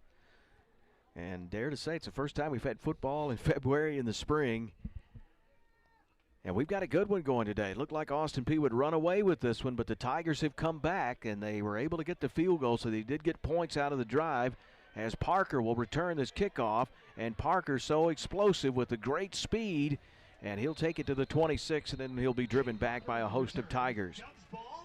Definitely a dangerous runner is Jay Parker out of Nashville, Tennessee. Went to high school at Pearl Cone and one of the powerhouses in the Middle Tennessee area. Good return that time. Now it's time for this Austin Peay offense. They've been quiet ever since the runs by Brian Sneed. Now it's time. I'm looking at Ellis. He's got to come up here and make a big-time drive because Tennessee State's showing the ability to drive the football. And this Austin Peay defense, they've been on the field quite a lot early on in this game. It's time for a good old-fashioned 6 or 7 minute drive here if the Governors can prove it here. Draylon Ellis, the OVC's newcomer of the week after his start at Tennessee Tech. 4 of 10 so far today. Wilson's caught 3 of those 4, Harley the other. And they go back to the best play of the day. That's give it to Brian Sneed. And he'll take it up to across the 30 to the 32. And again, if you've just tuned in, he had 3 touchdowns and 3 touches in the first quarter. Just an explosive first quarter for Sneed. In fact, he set the FCS record, 204 yards on 6 carries in the first quarter. But that's been it for the offense today for Austin Peay. This pass, double clutch that he was hit, and Ellis throws it incomplete. Bring up third down. One adjustment that Tennessee State has made is instead of their linebackers kind of dropping in coverage, they're blitzing and they're attacking Ellis. And Ellis fortunate to get the ball away. About a half a second later, that would have been a sack and a possible fumble because Ellis didn't see him the whole way there. A free runner, a free rusher. Third down and long here, 3rd and 5. Govs 4 of 10 on third down today. Justin Roberts, the defensive coordinator for Tennessee State, his 3rd time to coach at TSU. Assignment, alignment, effort, his motto. Trying to get these guys, and after the 3 touchdowns, they have played so much better in this ball game. Ellis had time for a moment, then the pocket will collapse. He'll come running and unable to get away. He'll be brought down as the Tiger defense will rise up again and get a stop on third down. Ellis, he got some water in the face in that one. Scrambled out to his right, looking for a receiver to come open. D'Angelo Wilson was over here on the near sideline. He just never could break open. Ellis begging for one of his receivers to find a spot. Didn't force it, instead took a sack, and a pretty hard one at that on the sideline in the puddles. Justin Brown's big day continues. The redshirt junior out of Smith Station, Alabama.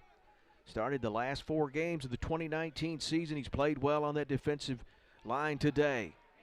Here's the punt by Rigney.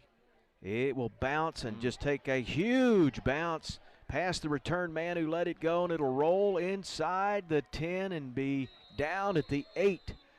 Rugby style punting, you just never know what you're going to get, but if you get the right roll, you can have a monster punt, and he did. I'll tell you what, Rigney did great once again, because the snap, it was a 2-hopper off the turf. He picked it up, kind of sprinted his way to the right, got the kick away. That's one of the advantages of this rugby style kick. Every punter right now in this Austin Peay team has got that same sort of kick to his arsenal. Work there, big time kick. 65-yard punt with that incredible bounce. So now it's the Tiger offense, their best series a moment ago, their first series of this second half, but they had to settle for 3.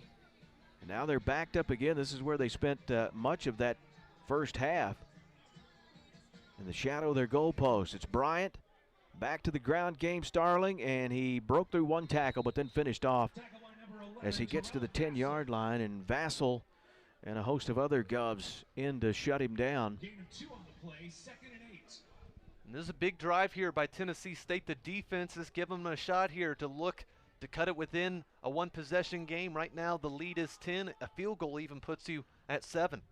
As the Tigers have shored things up defensively, now they've tried to get this offense to pick up their end of the game, and they found some playmakers in Vincent Perry, Devin Starling, and Bryant Devion has stepped up here in the second half as he changes the play clock down to 10 seconds. On a 2nd and 8, a little play action, has time to throw. He's going to go deep, and the receiver trying to come back to the ball. There's contact, flag will come out. That's Perry. The ball hung up, and as he tried to come back, the flag will come out on Austin Peay. And you see this a lot. Anytime an underthrown ball happens like that, usually the defensive back doesn't have his head turned, so he's just sprinting as fast as he can to get back to the wide receiver. And our confirmation on the pass interference, and that time Vassell had no other chance other than to grab him. But give credit to Perry. He worked back to the ball and forced that pass interference. Big time first down.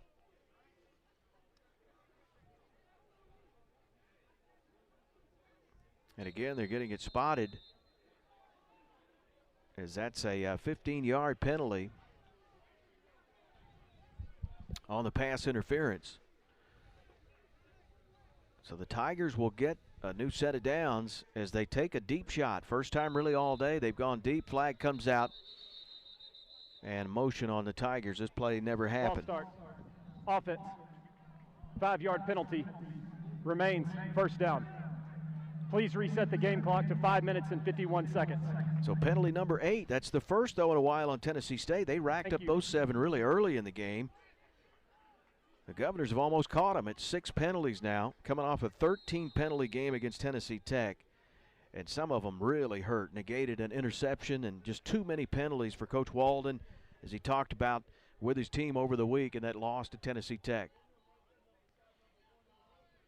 1st and 15, the ball spotted at the 20. Again, high snap, but Bryant has become accustomed to it, and this pass incomplete.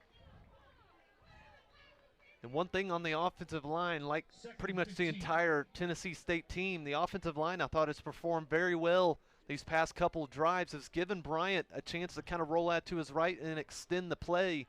And the pressure that was once there getting sacks for Austin Peay, no longer there. You got to wonder, is that the pace maybe that Tennessee State has brought as of late? Trying to hit the tight end that time, Phillip Brown. Bryant steps into it, single coverage. His receiver has beaten the defender, but it's incomplete. As he tried to get it to Cam Weiss, Weiss just ran by his defender, Nathan Page. Bryant hooks up with him there. That could have been big. Sure was. Weiss, one of the Lindsey Wilson transfers, hadn't played a game until today since 2018, so it's been a happy sight for him to be back out on the field. Ran a great route, ran right by his guy. Bryant just couldn't float it into the breadbasket. 3rd and long now after the penalty. 3rd and 15. 1 for 10 on 3rd down are the Tigers. As they try to get back in this ball game, they trailed it 20-0. Now they put up 10 unanswered.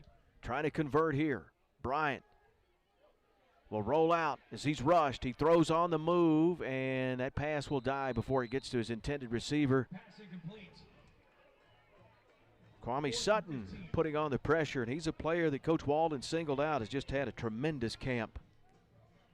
And that's one of the positives of such a long kind of layoff from games. It gives chances to guys like Kwame Sutton who maybe wouldn't have gotten the playing time previously under other coaches, but right now he's picked up this opportunity, and they're making a real game-changing play, got the 4th down stop. So another big stop. The Tigers continuing to struggle to move the chains on 3rd down. High punt, Mosley, big time hang time, and in traffic, Harley will make the catch at the 37, and that will lead us to a break in the action. 5:27 to go, we're in the 3rd quarter. Austin Peay leading TSU 20-10 in this OVC showdown here in Clarksville. We'll take a break, return to Forterra Stadium after you watch this on ESPN+. Austin Peay's outgained Tennessee State 290-138. They lead it 20-10. And they're going to get single coverage, and D'Angelo Wilson will make the catch. Ellis put it right on him outside the numbers in front of that Tiger bench. Great throw by the freshman. Just a quick pass, and it's a quick route by Wilson. Beat his man right off the line of scrimmage that time, and it wasn't an easy catch either. Thrown out just a little far out in front, got his right hand on it, reeled it in. Biggest catch of the day by D'Angelo. Ellis will give it here in the backfield, and tripped up is C.J. Evans. So Evans is the back this series. Oh, what a weapon when you get Harley and Wilson on each side. If you ever get single coverage and that safety's slow to come over, you're going to be burned. And here with the tempo, they'll get it to Evans. He'll get to the pylon, and he will get in for the touchdown. Wow, now that is a quick strike offense that we expect out of Scotty Walden's team. I don't know what Coach Walden said on that sideline, but he fired his guys up. A patented Austin Peay possession. Barely any time taken off the clock before getting the touchdown. Take a look here at C.J. Evans rushing it in, escaping right in before the sideline. Gets it up and in. First rushing touchdown of the game for C.J. And the big play, the 48-yard hookup. Ellis to D-Lo, as he's called, D'Angelo Wilson out of Bowling Green, Kentucky, the preseason OVC Offensive Player of the Year. And now the point after attempt. Boy, the Govs needed that. The offense had been struggling of late. Out of the hold of Ellis. PAT is up, and it's good by Cole Deeds. 27-10. 4:41 left here in this 3rd quarter. And we talked about, could they sustain, take a long drive, but I don't know that this offense is really built for that. I mean, they've had the 3 big runs that led to the Snead's all 3 of his scores, but the quick strike is going to be there when you have weapons like the Govs have. And really on that possession, it's almost like Tennessee State was kind of lulled to sleep. The past couple possessions, it's been run on 1st down. On that 1st down play for Austin Peay, they go directly through the air, caught everyone sleeping, and when you have D'Angelo Wilson one-on-one, there's very few guys, not only in the OVC, but I think in the FCS as well, who's going to be able to lock them up for 4 quarters. So Evans has put up some big numbers. The freshman out of Mobile, Alabama, as we highlighted, the very first play of the college football season, the Guardians FCS Classic. He went for 75 yards on the first play against Central Arkansas, but he had an even bigger game against 13th-ranked Cincinnati. 88 yards, a couple of touchdowns, 141 all-purpose yards. He was the Stats FCS Player of the Week. That was the Govs' final game in the fall. So Evans has really shown that he's going to be a big-time contributor, and he's had to step in from his slot role today and really be the backup running back with Ahmad Tanner out. So the kickoff back to the Tigers after the quick strike by the Govs. And the Tigers' return game has looked good today with Johnson. They've had a few penalties that negated some runs, but this time a great return. Don't see a flag up to the 45. Elijah Culp able to bring him down. Johnson, kind of like what Snead was doing in the first quarter for Austin Peay. He's putting one foot in the ground, and he's cutting upfield, and he's going it with ferocity. That time, great return once again. That's been one of the bright spots on the kind of the yardage-wise for Tennessee State in this one, is they're starting to get some really good field position. They're at their own 45 now. Dayrod, the sophomore from nearby Springfield, Tennessee, former Yellow Jacket, as he has really played well in the special team game today. Now can the Tiger offense come back? They'd cut that 20-point lead down to 10 before the big strike with the Govs on their score a moment ago. Bryant beginning to get a little bit more comfortable in the pocket. Has found a few weapons that they're going with, and they will send one of those in motion. They'll give it now in the backfield, and this will be Sabri Curtis. Had a few carries in that first half, and it'll be John Wesley Whiteside out there on the tackle, preseason all OVC selection. Yeah, Wesley just lined up right over the center, and I think part of the snapping struggles that has kind of occurred here for Tennessee State has because of John Wesley. They know he's quite the stud on the other side of the field, so he wants to get the snap off quick and get into his block. It's been an issue for him, but first downs by Tennessee State have kind of calmed down this offense. On second down, back to the ground game. Big hole that time opened up near that first down marker. Starling and Troy Henderson Jr. there to bring him down. He'll get the first down as the sticks will move, and the Tigers go into Governor's territory. Barry, one of the questions was who's going to be this starting running back moving forward. I think we might have our answer after the past couple of runs put together here by Starling. We thought we might see Rouse. Haven't seen him yet, another freshman. It's basically been three backs. It was a lot of McCauley early, but Starling has shown explosiveness. What this team needs. They get first and 10 at the 45. They try to get back into this ball game. With still time in the third quarter. 3:30 to go. Bryant. And we'll give it, and nothing happening. Big hit. Jack McDonald comes up and belts Starling that time. It's almost like Ellis was holding on to that ball like he was about to rip it out from the stomach of Starling that time. Let it go and led him right into a couple big Governors. A loss of one on first down. They got it 2nd and 11 now. This will be the 50th play today for the Tigers. Under 3 to go. They'll look back at the play call.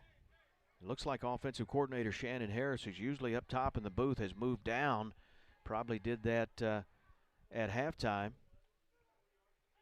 Bryant had to field the snap. He's got single coverage. He throws into a crowd, and Jackson breaks it up. Cordell running step for step with White. Really impressive makeup speed for Page, because he was beaten at the start of it, and coming across was Vassell as well at the safety spot. Threw it right into a double team, but I thought Bryant, he laid it up there for his receiver to go up and get it. And here, as of recently, those receivers had been coming down with those catches. I'm like most quarterbacks. I think if the ball's going up Cordell somewhere in the area, but he wasn't that time. Nice job by those Govs defenders. Clock stop, 2:40 to go in the third. 27-10, the Govs out in front. 3rd and 11. Trips out to the right for Bryant. Play clock was running down. Bryant now rolls out to his right, throws, and threw it behind his intended receiver. Well covered by Austin Peay that time. Didn't have much there, and the secondary starting to find their groove again, I should say. They get a stop, but really the wide receivers earlier in the second and third quarter, they were escaping some of these Austin Peay secondaries. But right now they've locked their receivers back up. They get the stop, another punt. Now time for the Austin Peay offense to see if they can't build on this lead here. Just could not move the chains today, the Tigers. 1 for 12 now on 3rd down.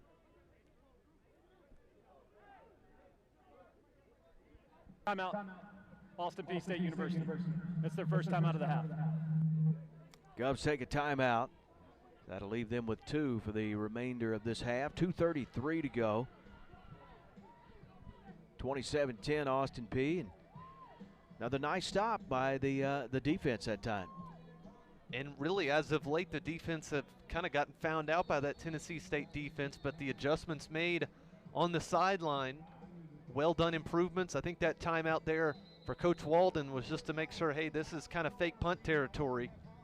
Keep your eyes peeled because not a whole lot of time. Still got a quarter to go for Tennessee State, but look for some funny business here, maybe here on the punt. Tiger defense last week set the school record, 7 sacks, had 16 tackles for loss. Got just the 1 sack today, as this punt will hit right into one of the puddles there on the sideline. It's hard to duplicate a performance this Govs defense had a week ago. You get 7 sacks from 7 different players, 16 tackles for loss. Really the big issue was the penalties. Had 7 penalties whistled on the defensive side of the ball, but were great on 3rd and 4th down, and they've been good again today. They were put in a critical situation on the block punt. Tigers had it 1st and goal at the 8. And they ended up settling for a field goal, which was missed. You think of so many red zone chances that Tennessee Tech had a week ago, and the Govs defense able to keep them in it. So now the offense gets it back. Quick strike a moment ago. Can they put more points on the board? Ellis, play action. He's going to throw. He's got single coverage and incomplete. Trying to get it out to his other big play receiver on the other side. That's Benico Harley. When it works once, I guess you got to try it again. This time with Harley. Kind of a bigger type build at wide receiver. Locked up pretty well that time on the outside for the corner. 2nd down and 10 after the deep shot. What a luxury. You got a guy on each side that are big-time playmakers, Wilson and Harley. Then you can go into the backfield for Sneed, and he's tripped up and brought down at the 24, it looks like. That was an important tackle. Brian started to his left, saw a huge hole out to his right, went to cut back upfield, got tripped up around the ankles. Kind of been that sort of 2nd and 3rd quarter for Brian after the big time runs. He was never going to keep up the every touch a touchdown, Barry, but kind of been swallowed up here as of late by this Tiger defense. 3rd down hasn't been great for Austin Peay. It's been better than the Tigers have had it. 4 conversions out of 11 attempts. Can the freshman quarterback come through here? Looking to his left, pass is low, bounces incomplete. So the Govs are going to give it right back. 4th and 10. And that Tiger defense, they brought both linebackers once again. Both the strong and the weak side linebackers went in. Didn't really get real pressure into it, but Ellis just didn't have the capability of stepping into that throw, had some pressure up the middle. Another kind of pass falling to the turf, and we get a 4th down. So Rigney to punt again. Johnson just has that game-breaking ability. He's been close today. Rigney's going to punt this one right at him. He'll take it at the 38, heads upfield, and he'll fall forward to about the 49-yard line. So good field position for the Tigers. Still 1:18 remains in the 3rd. 27-10. It's really felt like a moment ago that Austin Peay quick strike score was a big one. It kind of slowed things down for that TSU momentum that was building. Because really the Governors didn't look like they were going to do that at all. They could barely get 1st downs, much less make a big-time splash play like that.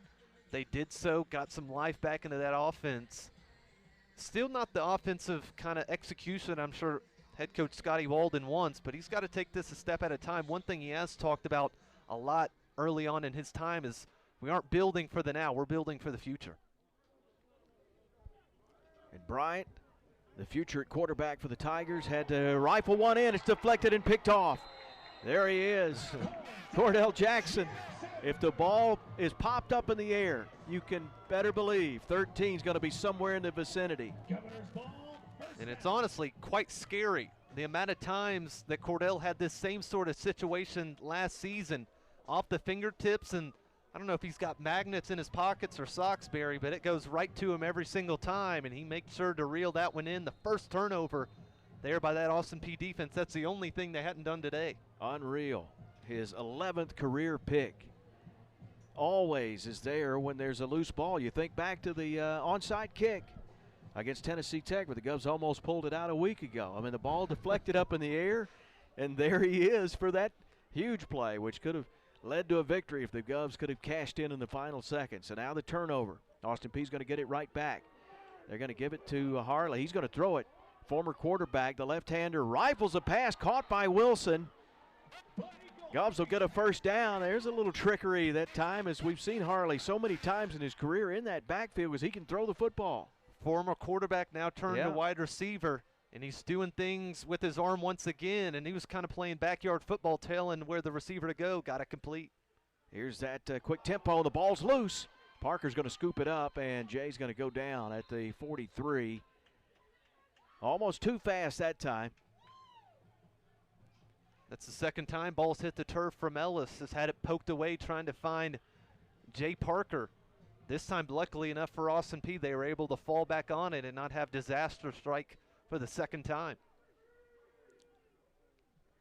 Was looking down below us in the press box, and Coach Rod Reed was giving the official an earful down here on something that he saw on that play. As the clock's going to tick down on this third quarter, 27-10.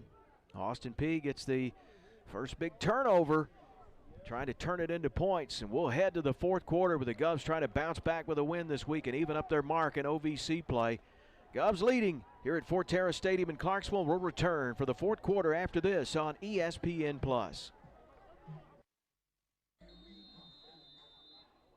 Govs' new head coach getting his team hyped up on the sideline. Scotty Walden, youngest in Division I at 30 years of age, hired in November here at Austin Peay. As we come back to live action, incomplete pass.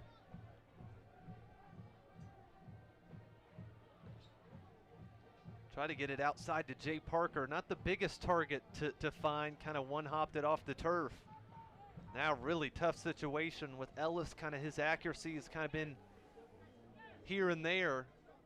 Got to wonder how much trust Coach Walden puts, kind of maybe putting it in harm's way, trying to get the first down here. You're up 17. He's got Eugene Minner, receiver out to his left alone. Receiver trips out to the right. He's looking right all the way. The pocket just collapses. The Tigers submerge the pocket. Down he goes. Had no time as the Tigers get the sack. And that was Davion Hawkins out of Hollywood, Florida. Fourth down. Tigers bring the blitz at the right time, and they'll force fourth down. Tell you what, Hawkins in his first kind of game for Tennessee State fans, Tiger fans are going to love him. He has shown some real pressure and kind of grit up front. Got a big-time sack on third down, forced fourth down. Offense will trot back out after the punt. Low snap. Rigney goes down to get it. And again, nice punt that time as he's able to keep Johnson in check from getting a return. And that's going to lead us to a break as we're just underway in the fourth quarter. Tigers and Governors hooking up in the OVC for the 23rd time. We'll take a break and return. After this, you're watching ESPN+.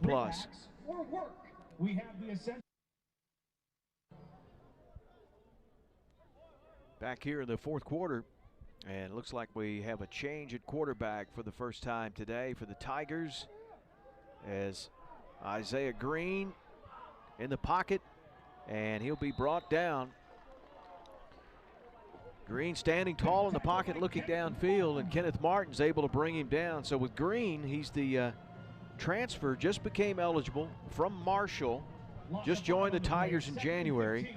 We were told we might see him today, so he's going to get a look here in the fourth quarter. Well, after the interception last time out by the backup quarterback David Johnson, throwing him in there, just held the ball too long on his first play in. On a 2nd and 15, rifles this one out, and it's caught with room to run. There's Johnson. Johnson turns it upfield, thought he was out of bounds. As he heads up the field, he's got room to run, blockers ahead, all the way across the field to the 18 and brought down. He stopped on a dime right in front of the Tiger bench and then exploded across the field. Finally run down by Culp. Well, for a wet surface, he stopped awfully quick, and I think did. he fooled us. He fooled the Austin Peay players, thought he was just going to run to the chains. Big play there on 2nd and long that time, nearing the red zone right at the 20. And Green did get rid of it quickly. 3 receivers out to his right. He'll go to Starling as he spins off a tackle, trying to spin off another, and finally brought down. Devin Starling, the redshirt freshman from Antioch. Tackled by number 21, Elijah Culp. And Culp in on another tackle, so just like that, the Tigers with plenty of time here, trying to cut back into the lead. And for both teams, the kind of plays to make the drives have been quick strikes. So far, it's been the same for Tennessee State. Not a long drive here in the red zone. Green will throw to his trips out to his right. Pass is caught, and then inside the 10 to about the 7. 14, tackled by number 3. That is Deshaun Davis will make the grab. 1st and goal, Tennessee State. Edwards with the tackle, a little tempo for the Marshall transfer at quarterback, and he's getting rid of the ball quickly. I like the look of him right now. Every throw so far has been right on the money. He's leading his receivers, giving them a chance to cut up field. Ultimately, got them the 1st down, 1st and goal now. Starling will stand to his left. 2 receivers out to his left, 1 to the right. He'll stand tall in the pocket, and too much on that one. Rifled one Pass incomplete. over his intended receiver. 2nd and goal. Tried to hit Zaire Thornton. First look at Zaire, who is a 6'2 freshman out of Atlanta. If Troy Henderson does not get to the quarterback there, that is 6. That is all Troy Henderson got in the face of the quarterback that time. Had to throw it before his receiver made the cut, the slant route in the end zone. Saved a touchdown there. We go again, 2nd and goal. Tennessee State looking to strike here. Still a lot of time left in this ball game. Vincent Peay caught the touchdown earlier from Bryant, and he split out to the left of the quarterback, Green, the new quarterback this series, moving the Tigers down the field.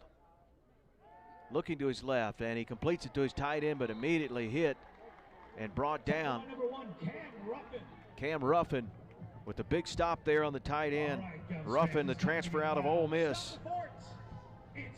First time we've really called his name in this game, and like a lot of these Austin Peay defenders, they're reading plays before they happen. Got to the tight end immediately as the ball was caught. Now 3rd down, you got to wonder, are we in 4-down territory? Daron Johnson, Vincent Peay, 2 playmakers are going to be out to the right in the formation for Green as he looks back to get the play call. Down to 6 on the timer as that play clock running down, and he's looking back. He's going to have to get the timeout. It'll be the first called timeout by the Tigers this half. Looking at the faces of the coaching staff for Tennessee State, that was not a planned timeout. Just don't think they had the alignment ready. Had to take the timeout, or else you're going to get 5-yard penalty. This is a big down, Barry, and like I said, a field goal makes it a 2-possession game, but you just wonder how Austin Peay's offense has kind of gone back and forth. Do you trust that defense to give you a stop?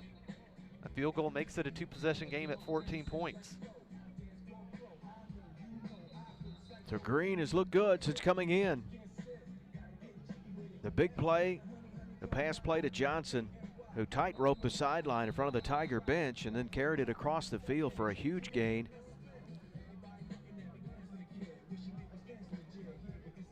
So now 3rd and goal again. Ball at the 12.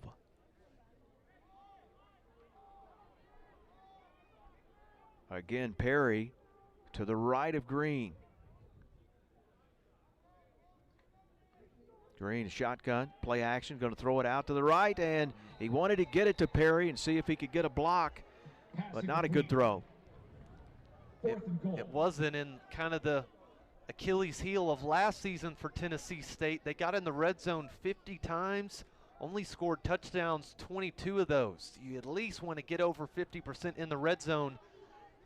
Fell well short of that mark last season, and once again here, as the rain kind of starts to pour down once again, didn't get in the end zone. Big moment there.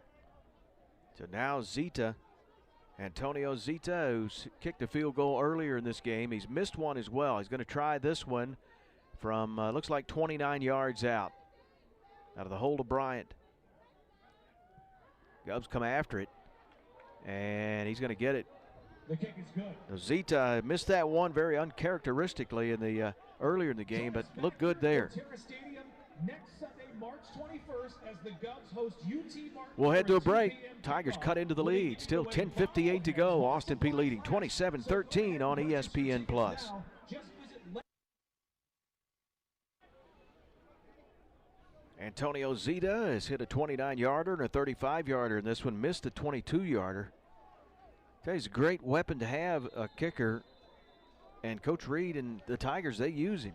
And Austin Peay found out as much last time they played Tennessee State, hit a 50-yarder in that game, and that proved to be as big as anything. Like you said, it's a weapon to have, a college kicker that can hit beyond 40 yards, and they've got one. So on the kickoff after the made field goal for the Tigers, it's Parker, takes it in the end zone. Parker with one cut and across the 20 to the 21. We'll see the Gubs offense come back out and try to answer back. You got to keep scoring. The last thing you want is another 3-and-out possession. Give the Tigers the ball back. Absolutely, and first downs have been hard to come by. We've kind of talked about it all game long. But the possessions for Austin Peay haven't been very long, and that kind of swings over to the defense where you're not on the sideline that much. You're on the field exerting a lot of effort. That's kind of the worry here in the fourth quarter. You don't want your defense getting gassed in the late stages. Tigers winning time of possession about 6 minutes longer. They've had the football than the Gubs. And in the backfield, nothing happening as Evans will get the carry. And the Tiger defense will get the stop as Clint Dowdy, the third, will make the tackle for TSU. And really, here's the fine line where you want to kind of walk, whether to be aggressive and play smart. Coach Walden, I have a feeling, is going to be more of the aggressive side. He trusts his guys. Got 2 plays here to get the first down to continue on this drive. 2nd and 12. Ellis through the hands of Wilson. It falls incomplete.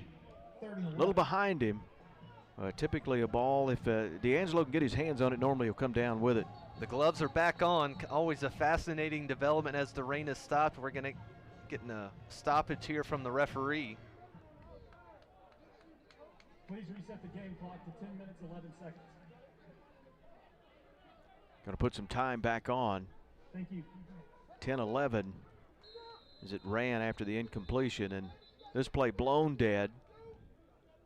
I don't think the referees gave the go-ahead. It was snapped as soon as the referee's whistle came, even though a Tennessee State player jumped over.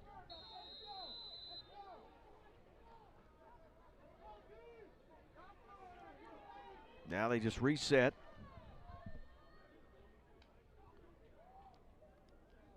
On 3rd and 12. Only one linebacker in the box right now. 4 down linemen. The rest are in coverage. Got 3 defensive backs to Ellis's right. 4 for 13 today on 3rd down. Ellis looking out to the right. He's going to run, looking downfield, and tucked it. And he'll get driven out of bounds at the 26, it looks like. Going to be well short, so the Tiger defense once again is going to get a big stop.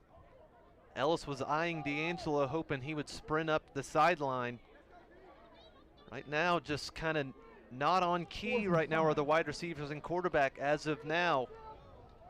Tennessee State did exactly what they needed, talking about getting a stop on the sideline. Well, they've got it, and that offense will have another chance to cut into it. Dayron Johnson stands at his own 40. Matt Rigney punts it away. Fair catch call for and made at the 40. A little more after the play, but no flag that time. We've started from pushing and shoving now to kind of mocking in front of the faces, and whatever doesn't get you the penalties. Got another break, 9:32 to play in the 4th quarter. Governors, Tigers hooked up in the OVC on ESPN+. Follow D&D on Facebook. 9:32 remaining in this ball game. Governor's own marching band, they have braved the elements today. Rain has stopped for a while, cooled off just a bit, but it was a deluge to start at kickoff. The heaviest it rained all day was right as the ball was spotted on the tee to kick it off. But so far, no severe weather, which is good, but a lot of rain this week here in the Mid-South. Tigers going to go back to their ground game. They'll go to Devin Starling, and they're going to stay with Green at quarterback, as Perry will make the tackle for Austin Peay. So Green at 6'2", the Marshall transfer, showed some good signs that last series. He sure did. He had a great throw across the middle, hit his receiver, gave him a chance to run upfield. Having some discussions with some of his wide receivers after that possession, maybe a little miscommunication. They need to be on the communication end on the right side of it on this drive. Under 9 to play in the fourth. Starling up to 45 yards, the leading rusher for the Tigers today. As Green, pass is incomplete. Cordell Jackson on the coverage that time with Dayron Johnson. I tell you, Dayron's going to sleep well tonight. It seems like he's been in on every single play today. He's got to be the happiest receiver of the group right now.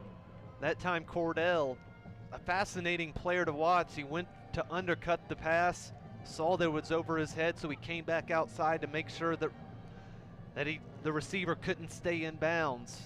Just such a smart football player, and he's already had an impact. One game at Forterra, he's got his interception. This has been the killer down today for the Tigers. 1 for 13 on third down. They need one here to stay in this ball game. And Green's going to loft one up, and the receiver comes back to the ball, and flag's going to come in. They're going to say the catch was made. That's Weish. They came back to the ball. There was contact. We've seen that underthrown ball today lead to pass interference penalties on the Govs. This time it was a great catch. He fought back to the football, and at first there wasn't a flag there, so it was important for him to come down with the football. But once again, the defensive backs for Austin Peay get beat deep. I think that was Vassell again, the safety, having a tough time with it, but these Tennessee State receivers at the start couldn't get by him, but now as of late, they're playing well. Here's our referee.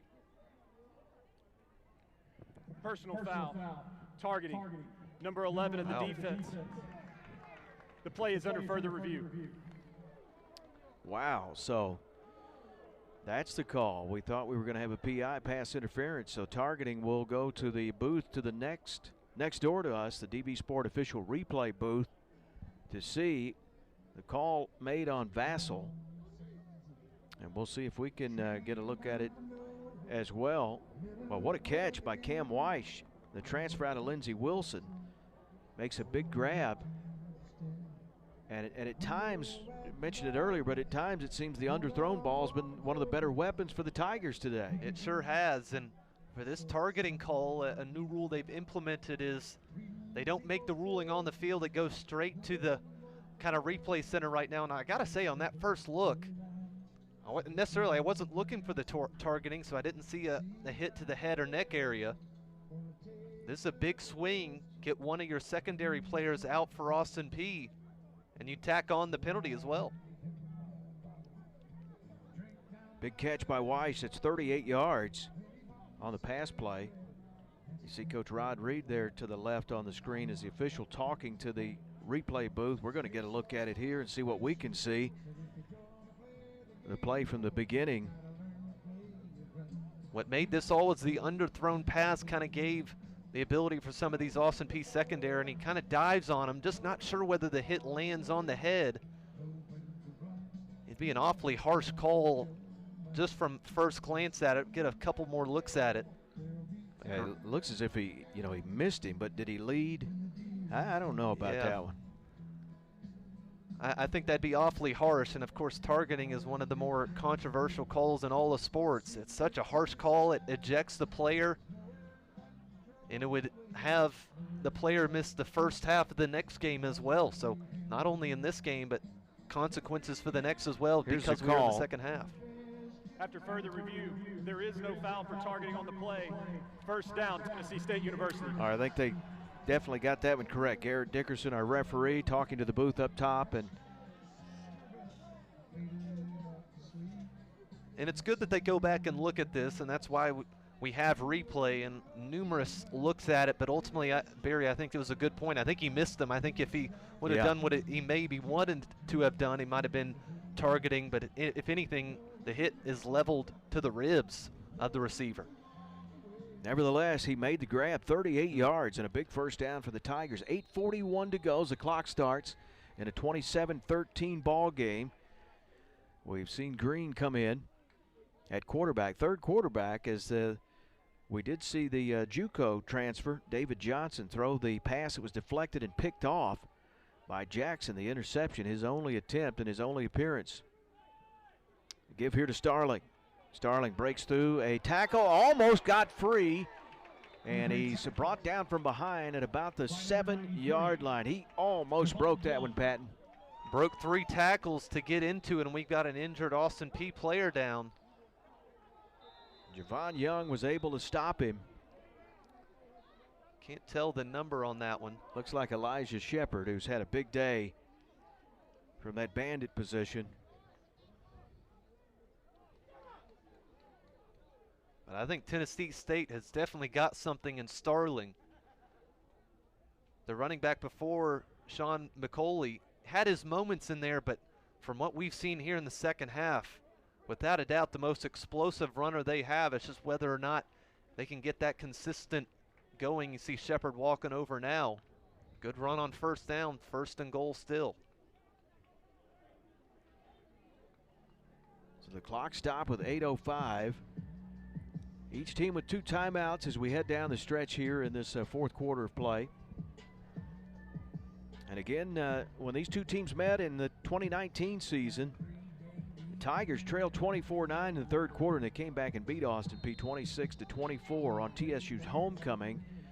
Austin Peay's only loss in conference play was to TSU during that record-breaking season just a couple of years ago now.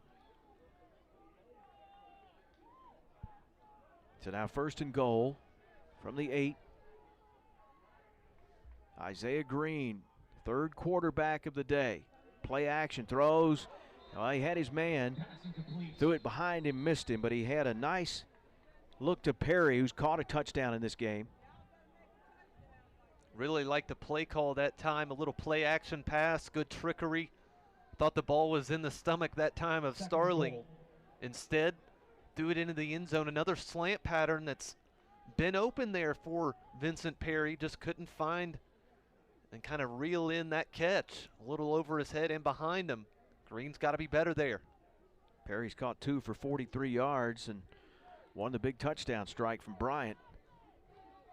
Now it's 2nd and goal from the 8. Green has Starling to his right. This time Perry's going to come in motion.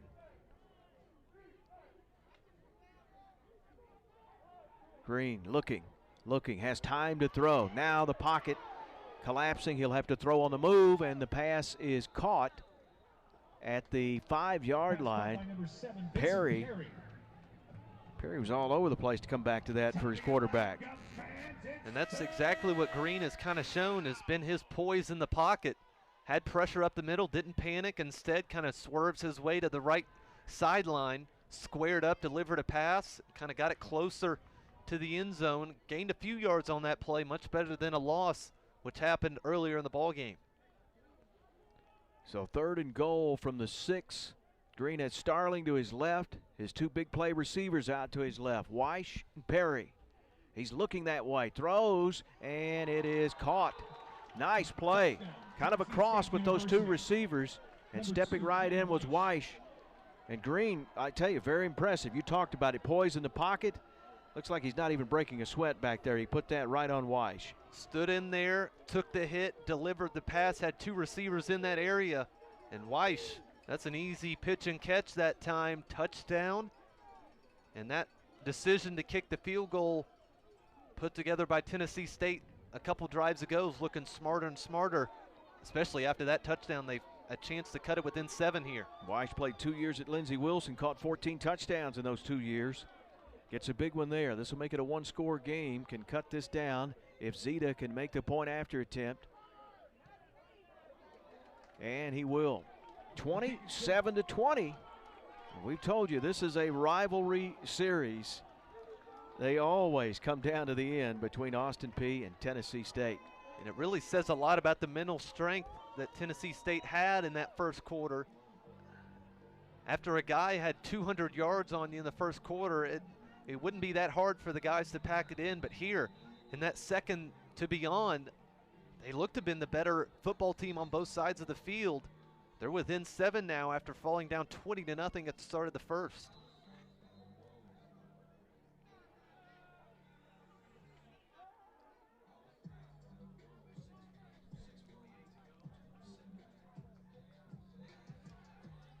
Austin Peay, Tennessee State, locked up in a good one. Man, it seems like forever ago when it was 20-0 and just it looked like Tennessee State was going to get run out of this stadium. But they have fought back, and you got to tip your hat to their defense because they kind of put their foot in the ground and said enough. No more big play, one-play scoring drives. And now the Govs, with their young offense, they need to rise up and put some points on the board. Kickoff by Mosley, be taken by Parker, and he will take the knee. We'll see the Austin Peay offense come out. Now, it was late in actually the final series when we saw the change at quarterback.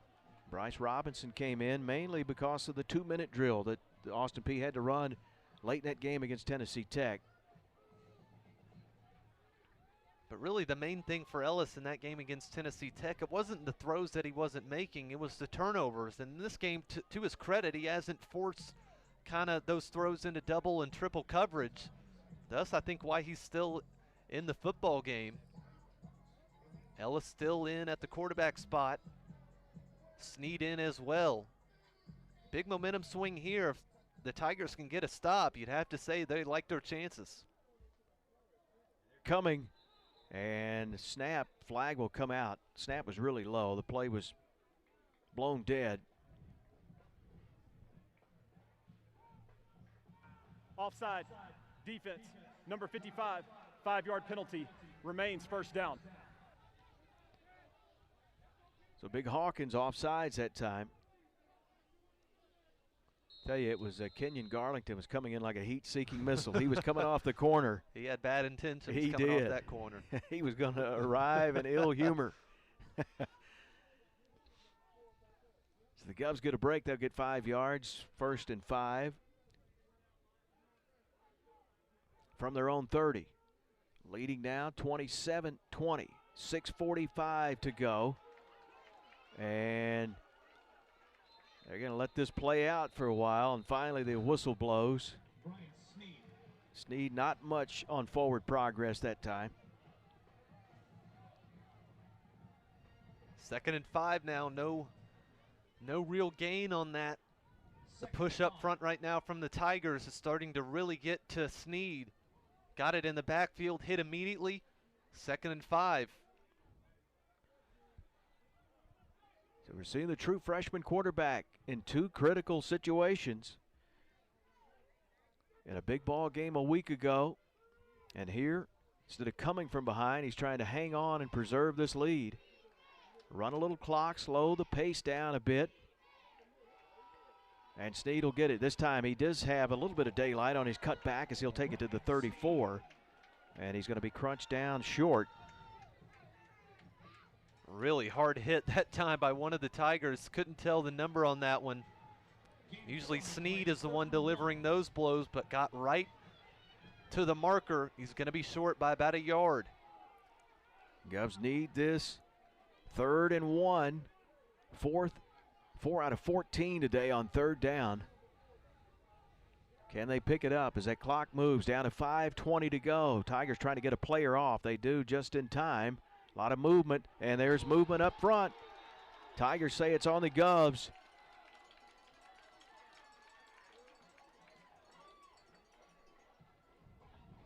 False start, offense, number 51, 5-yard penalty, remains 3rd down.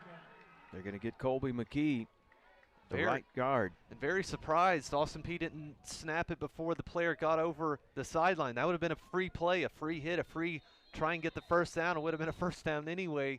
Instead, tried to go fancy, get under center. Ends up costing him 5 yards. Because the Tigers had everybody creeping up on that line. So back them up 5, 3rd and 6. What a difference in a 3rd and 1 to a critical 3rd and 6 now. Under 5 to go as the clock continues to move. Austin Peay leading by 1 score, a touchdown, 27-20, a lot of movement and hold things up. Coach Walden wants a timeout. Those linebackers for Tennessee State Timeout. we're ready to Austin blitz Peay the State gaps University. once again. That's That their has second been what timeout has of the half. stopped the run game. It hasn't been, although the front This kind will of be a front lineman 30-second up front timeout. for on the defensive side for Tennessee State has gotten pressure. It's been those linebackers blitzing the gaps. It's forced need to kind of go outside where there really isn't room to had. And now on 3rd and 6, the passing game really hasn't been there for him except passing to D'Angelo Wilson. I'd be hard-pressed if it's not a run. It's not going to be in the hands of D'Angelo Wilson. Yeah, and if you load up that box, you do put those corners on an island with 2 big-time playmakers in Wilson and Harley. And the Govs have, when they've moved the ball this half, it seems like that's how they've done it because the run game has been shut down for the most part. So here we go out of the timeout. We'll see what the Govs have drawn up here on a 3rd and 6. 5 wide, empty backfield. Ellis throws and incomplete. Tried to hit Wilson. Wilson ran it right to the 35. Good coverage by the Tigers, and they're going to make the Govs punt it away. And it's going to go right down to the wire between these 2 teams again. Nick Harper Jr. has had the assignment of guarding D'Angelo Wilson all game long. Came up big that time. Comes from a family of pretty good secondary players. His dad played for the Titans and Colts in the NFL. We get a look at it here again. Just one-on-one with D'Angelo Wilson. Nick Harper got his hand in there, forced it loose. Another punt coming. Yeah, D'Angelo stumbled a bit coming out of that break as Rigney doing a great job of keeping an explosive return man in his tracks. Dayron Johnson again has to call for the fair catch, but a short field again. And we've said that the entire second half, it seems like, for Tennessee State. And now their offense is going to get it back under their 3rd quarterback of the day, and Green has looked good. And they found some playmakers, as this is on-the-job training with so many newcomers, not knowing what you're going to get when the lights come on. But Coach Rod Reed, after that, really taking a haymaker early, he's got to be pleased with what he's seen out of his young team. And he's had this Austin Peay defense on its heels because it's got the running game and passing game open. And that just makes the guessing game for this Governor's defense a really hard task now. You just don't know what they're going to do on the offensive side. Coming in motion, taking the handoffs, Johnson. And Johnson, no cutback lane. Great job by Austin Peay's defense. Perry in to shut down any lane on a cutback. That's a play in the second half that has gotten 6 or 7.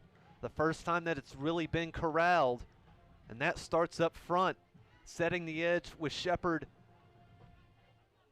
to really force the cut back to the left-hand side. He did exactly that. Gain of 1. Again, the Tigers do have 2 timeouts. This time they'll send Perry in motion. Now 3 receivers out to the left of the formation for Green. Looking that way, here comes the rush. McDonald comes up the gut, and the pass is going to be caught. And caught for short gain by the tight end Trueheart as he'll make the grab at the 44. Trueheart, the first catch he's had all game long, comes up big there. Green looked left at the start of his progression, saw nothing coming, so he drifted out to his right, threw it off balance, right on target. Good completion on 3rd down to make it a little more manageable. So on 3rd down, can the Tigers move the chains? Ball just shy of their own 45. And a handoff, Starling, and he is wrapped up by a host of Govs. McDonald in on the play, Lucas, Whiteside, you name it. Pick any of them. They were all there and all ready for the tackle. Might have lost a yard or 2 on the play, and now clock ticking down with 3 minutes left. No movement on the sideline of the punt team. It's going to be 4th and 5. Tennessee State 0 for 1 on 4th down today. Ball at their own 44. They're down 7 points. No safety deep for Austin Peay right now. They're all near the line of scrimmage here. Empty backfield, 5 wide. Green Quick drop, and he airmailed one over the head of his intended receiver. He tried to get it to Peay, and he'll turn it over on downs. Austin Peay was not worried about the deep ball that time. They were sitting on any route. They were not going to be given the underpass available, and Green kind of sailed his guy there. The Austin Peay defense comes up big once again. How many times are they going to do it? Well, they did it there. Now the offense a chance to kind of put this one to bed with a few first downs. Again, the Tigers do have 2 timeouts as Austin Peay hanging on now. You could say clinging to that lead. It was 20-0 to start this one in the first quarter. But the Tigers stopped the big plays from the offense of Austin Peay and it got right back in the game. Here's Sneed as he's forced back in, takes a hit as he rumbles up to the 41. And we mentioned at the top of the broadcast, kind of these fast sort of offenses, they're thought to be kind of passing. Well, it has been all on the ground tonight. The pass game for Austin Peay here this evening hasn't been the greatest. Right now, 5 of 17 for 100 yards is Ellis, but ultimately hasn't turned the ball over, and that was a big issue last week. He hasn't done it here tonight, and with that defense for Austin Peay, they don't need him to be Brett Favre by any means. They just need him to manage the game. He's done a good job of that tonight. It's been a long time in the huddle there. Play clock at 5 after the 2-yard pickup. Sneed chopping the feet in the backfield and then bowls his way forward to the 38. And a quick timeout. Timeout. Called by the State Tigers. University. That's their second They'll timeout have of the just half. 1 timeout remaining. And really not in field goal position right now if they were not to pick it up. And just kind of how the punt team has gone so far this game, a couple miscues on their end, whether that be a low snap or not getting the punt off in time. Will be an interesting 4th down if they don't convert it here. If I'm Coach Walden, I'm not sure I wouldn't give Sneed 2 cracks at getting 4 yards. I feel like my chances are pretty high with how he's ran the ball. Granted, hasn't been as good since the first quarter, but he's never going to keep up that pace as he was. Right, you don't want to risk the long field goal. You punt it, it'd be a miracle to keep it out of the end zone, right. So you're just a very few yards difference. So I'm sure 2 down territory, 3rd and 4 here, or 4 down territory, 2 more to go to try to get this and to put this ball game away. Back to Sneed. Off for a moment, looked like he had some daylight and then brought down. Open field tackles have been the name of the game for Tennessee State in the second half. Haven't been fooled by this run game out in open space. They got the first stop. Looks like Austin Peay's going to let Tennessee this run State down, University. or are we going to get a They've timeout elected to first? extend this timeout to 1 minute. So the Tigers just took their final timeout. 1:44 to go. It's going to be 4th down and 3. And now it's pretty, well, I wouldn't say obvious. Started to say give it to Sneed, see if he can do it, but Coach Walden gets the first down, the ball game's over. So do you want to just bust it right back up the gut, or you want to try something here? You know, just the way that play looked on 3rd down, I wouldn't be against kind of selling out for Sneed and then just having a read option. If Ellis has the read, maybe look for him to pull it out of his stomach and run for the first down, because everyone and their mother right now is expecting Sneed to get the ball here on 4th down. Ellis ran for 49 yards last week, including a 16-yard touchdown. We're getting the punt team instead here. Okay. That changes everything. Yep. Thought for sure. Now for Rigney, the rugby-style kicker.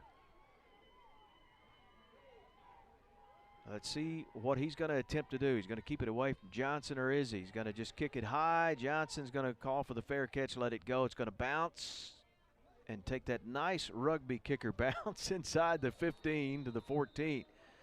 So now you put it on your defense. You got 1:32 to go. The Tigers have no timeouts. Your defense gets a stop, you get a win. And with that punt, you can't really fault that decision. Going to have to travel about 85 yards or so to get into the end zone. They've had a tough time doing it when they started possessions at their own 10. The bread and butter of this Austin Peay defense, as we've seen through these first 2 OVC games has been this defense. A lot of trust put on them. They're going to go out on the field and look to stop Tennessee State one last time to come out of here with their first victory of the season. Well, you know the playmakers, Perry, Weish, Johnson. And it's the transfer out of Marshall, the quarterback, that has been going all the way in this fourth quarter. And this pass batted down. Tried to rifle out a quick out pattern to Weish. Shepard. Good to see that he was helped off earlier, then ran off under his own. Didn't have the injury, so he was able to come back in. Not sure he got a hand to that one, but just kind of took the eye off the receiver that time. Got the incompletion. Green can't force things. He's got a lot of time at 90 seconds to play. No need to force something on second down here. Right, the incompletion doesn't hurt on first down. It does stop that clock. So 2nd and 10, 1:28. Green surveys. Under pressure, he will have to get out of bounds. He's trying to keep the play alive and then throws it away. And that's not the end of the world, like I just talked about. Last thing you want is trying to force it in when you have 2 more downs to get the first down and then go an interception. So Green has just kind of shown he's not going to force things when they aren't there.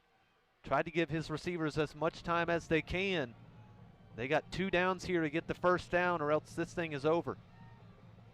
Play took 9 seconds as the clock stopped with 1:19, 3rd and 10.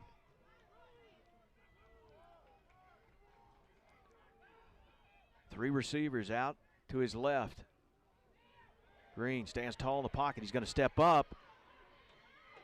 And not the thing to do. Probably the worst thing you could do is attempt to run it with no timeouts. Jack McDonald, the linebacker, with a stop. It's going to tick down under a minute, and you're looking at 4th and forever. It's almost like he started to run for it and then realized I can't run for it and took the sack anyway. Quite literally the last thing now. They're taking their time getting the substitutions in. This is the game right here. 4th and 14 as the clock ticks down to 40 seconds. Can Green come up with a play to keep this drive alive? Governors leading by 7. Only 3 on the rush for Austin Peay. Green throws, trying to come back. Did he make the grab?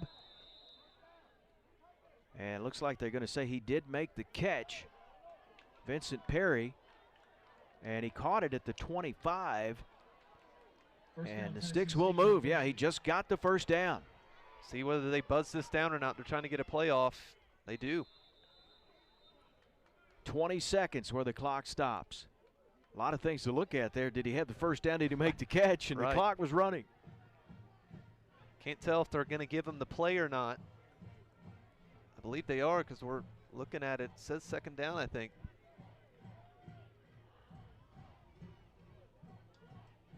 Can't look at it now. After you run that play, it eliminates the opportunity for the referees in the booth up here to look at it. So smart play by the veteran quarterback. Green did enough. No matter what, it's a catch for sure now. 3 receivers out to his right.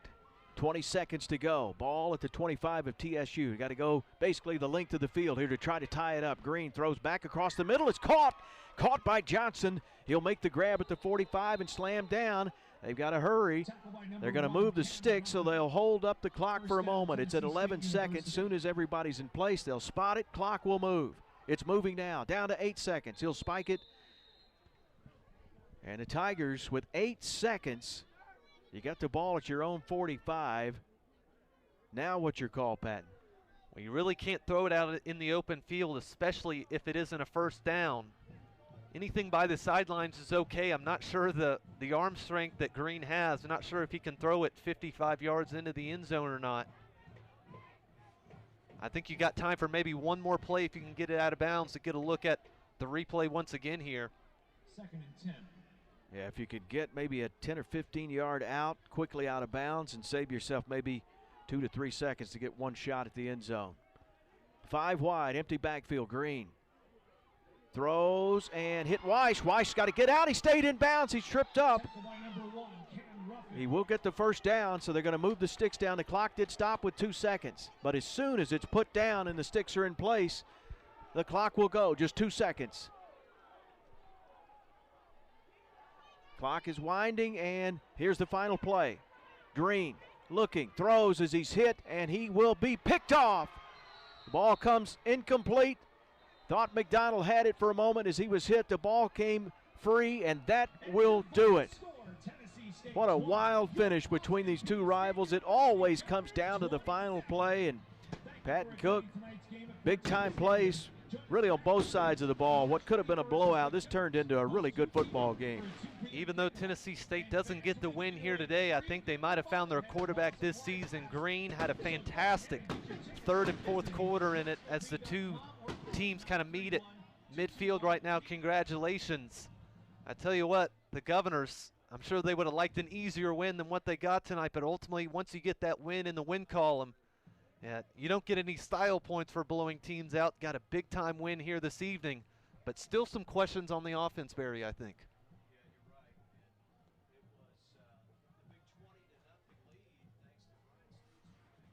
But after that, outside of some big pass plays, the rushing attack really was stymied by TSU, and the defense hung in there and made some big plays, but still had to make a big play at the end to try to keep this game from possibly going into overtime. And for TSU, they kind of worked through three different quarterbacks as we kind of roll through some highlights. The conditions weren't great for your first game in over 400 days. Well, that's exactly what it was for Tennessee State. But the passing game, as you were kind of talking about, Barry, it has its good and it has its bad moments. And Draylon Ellis has been shown the trust from his head coach, not only in this, not only last game, but he had it tonight, played the entire game against Tennessee State, but ultimately they won't matter. It's a win for the Governors tonight. Yeah, TSU able to put up 332 yards of offense, a bulk of that coming in the second half, but Austin Peay hangs on to get the victory to improve now to 1-1 in this spring season in OVC play. After losing to Tennessee Tech last week, TSU falls to 0-1 in conference play. I want to thank everyone involved in our broadcast today. Our director, Ashton Rich.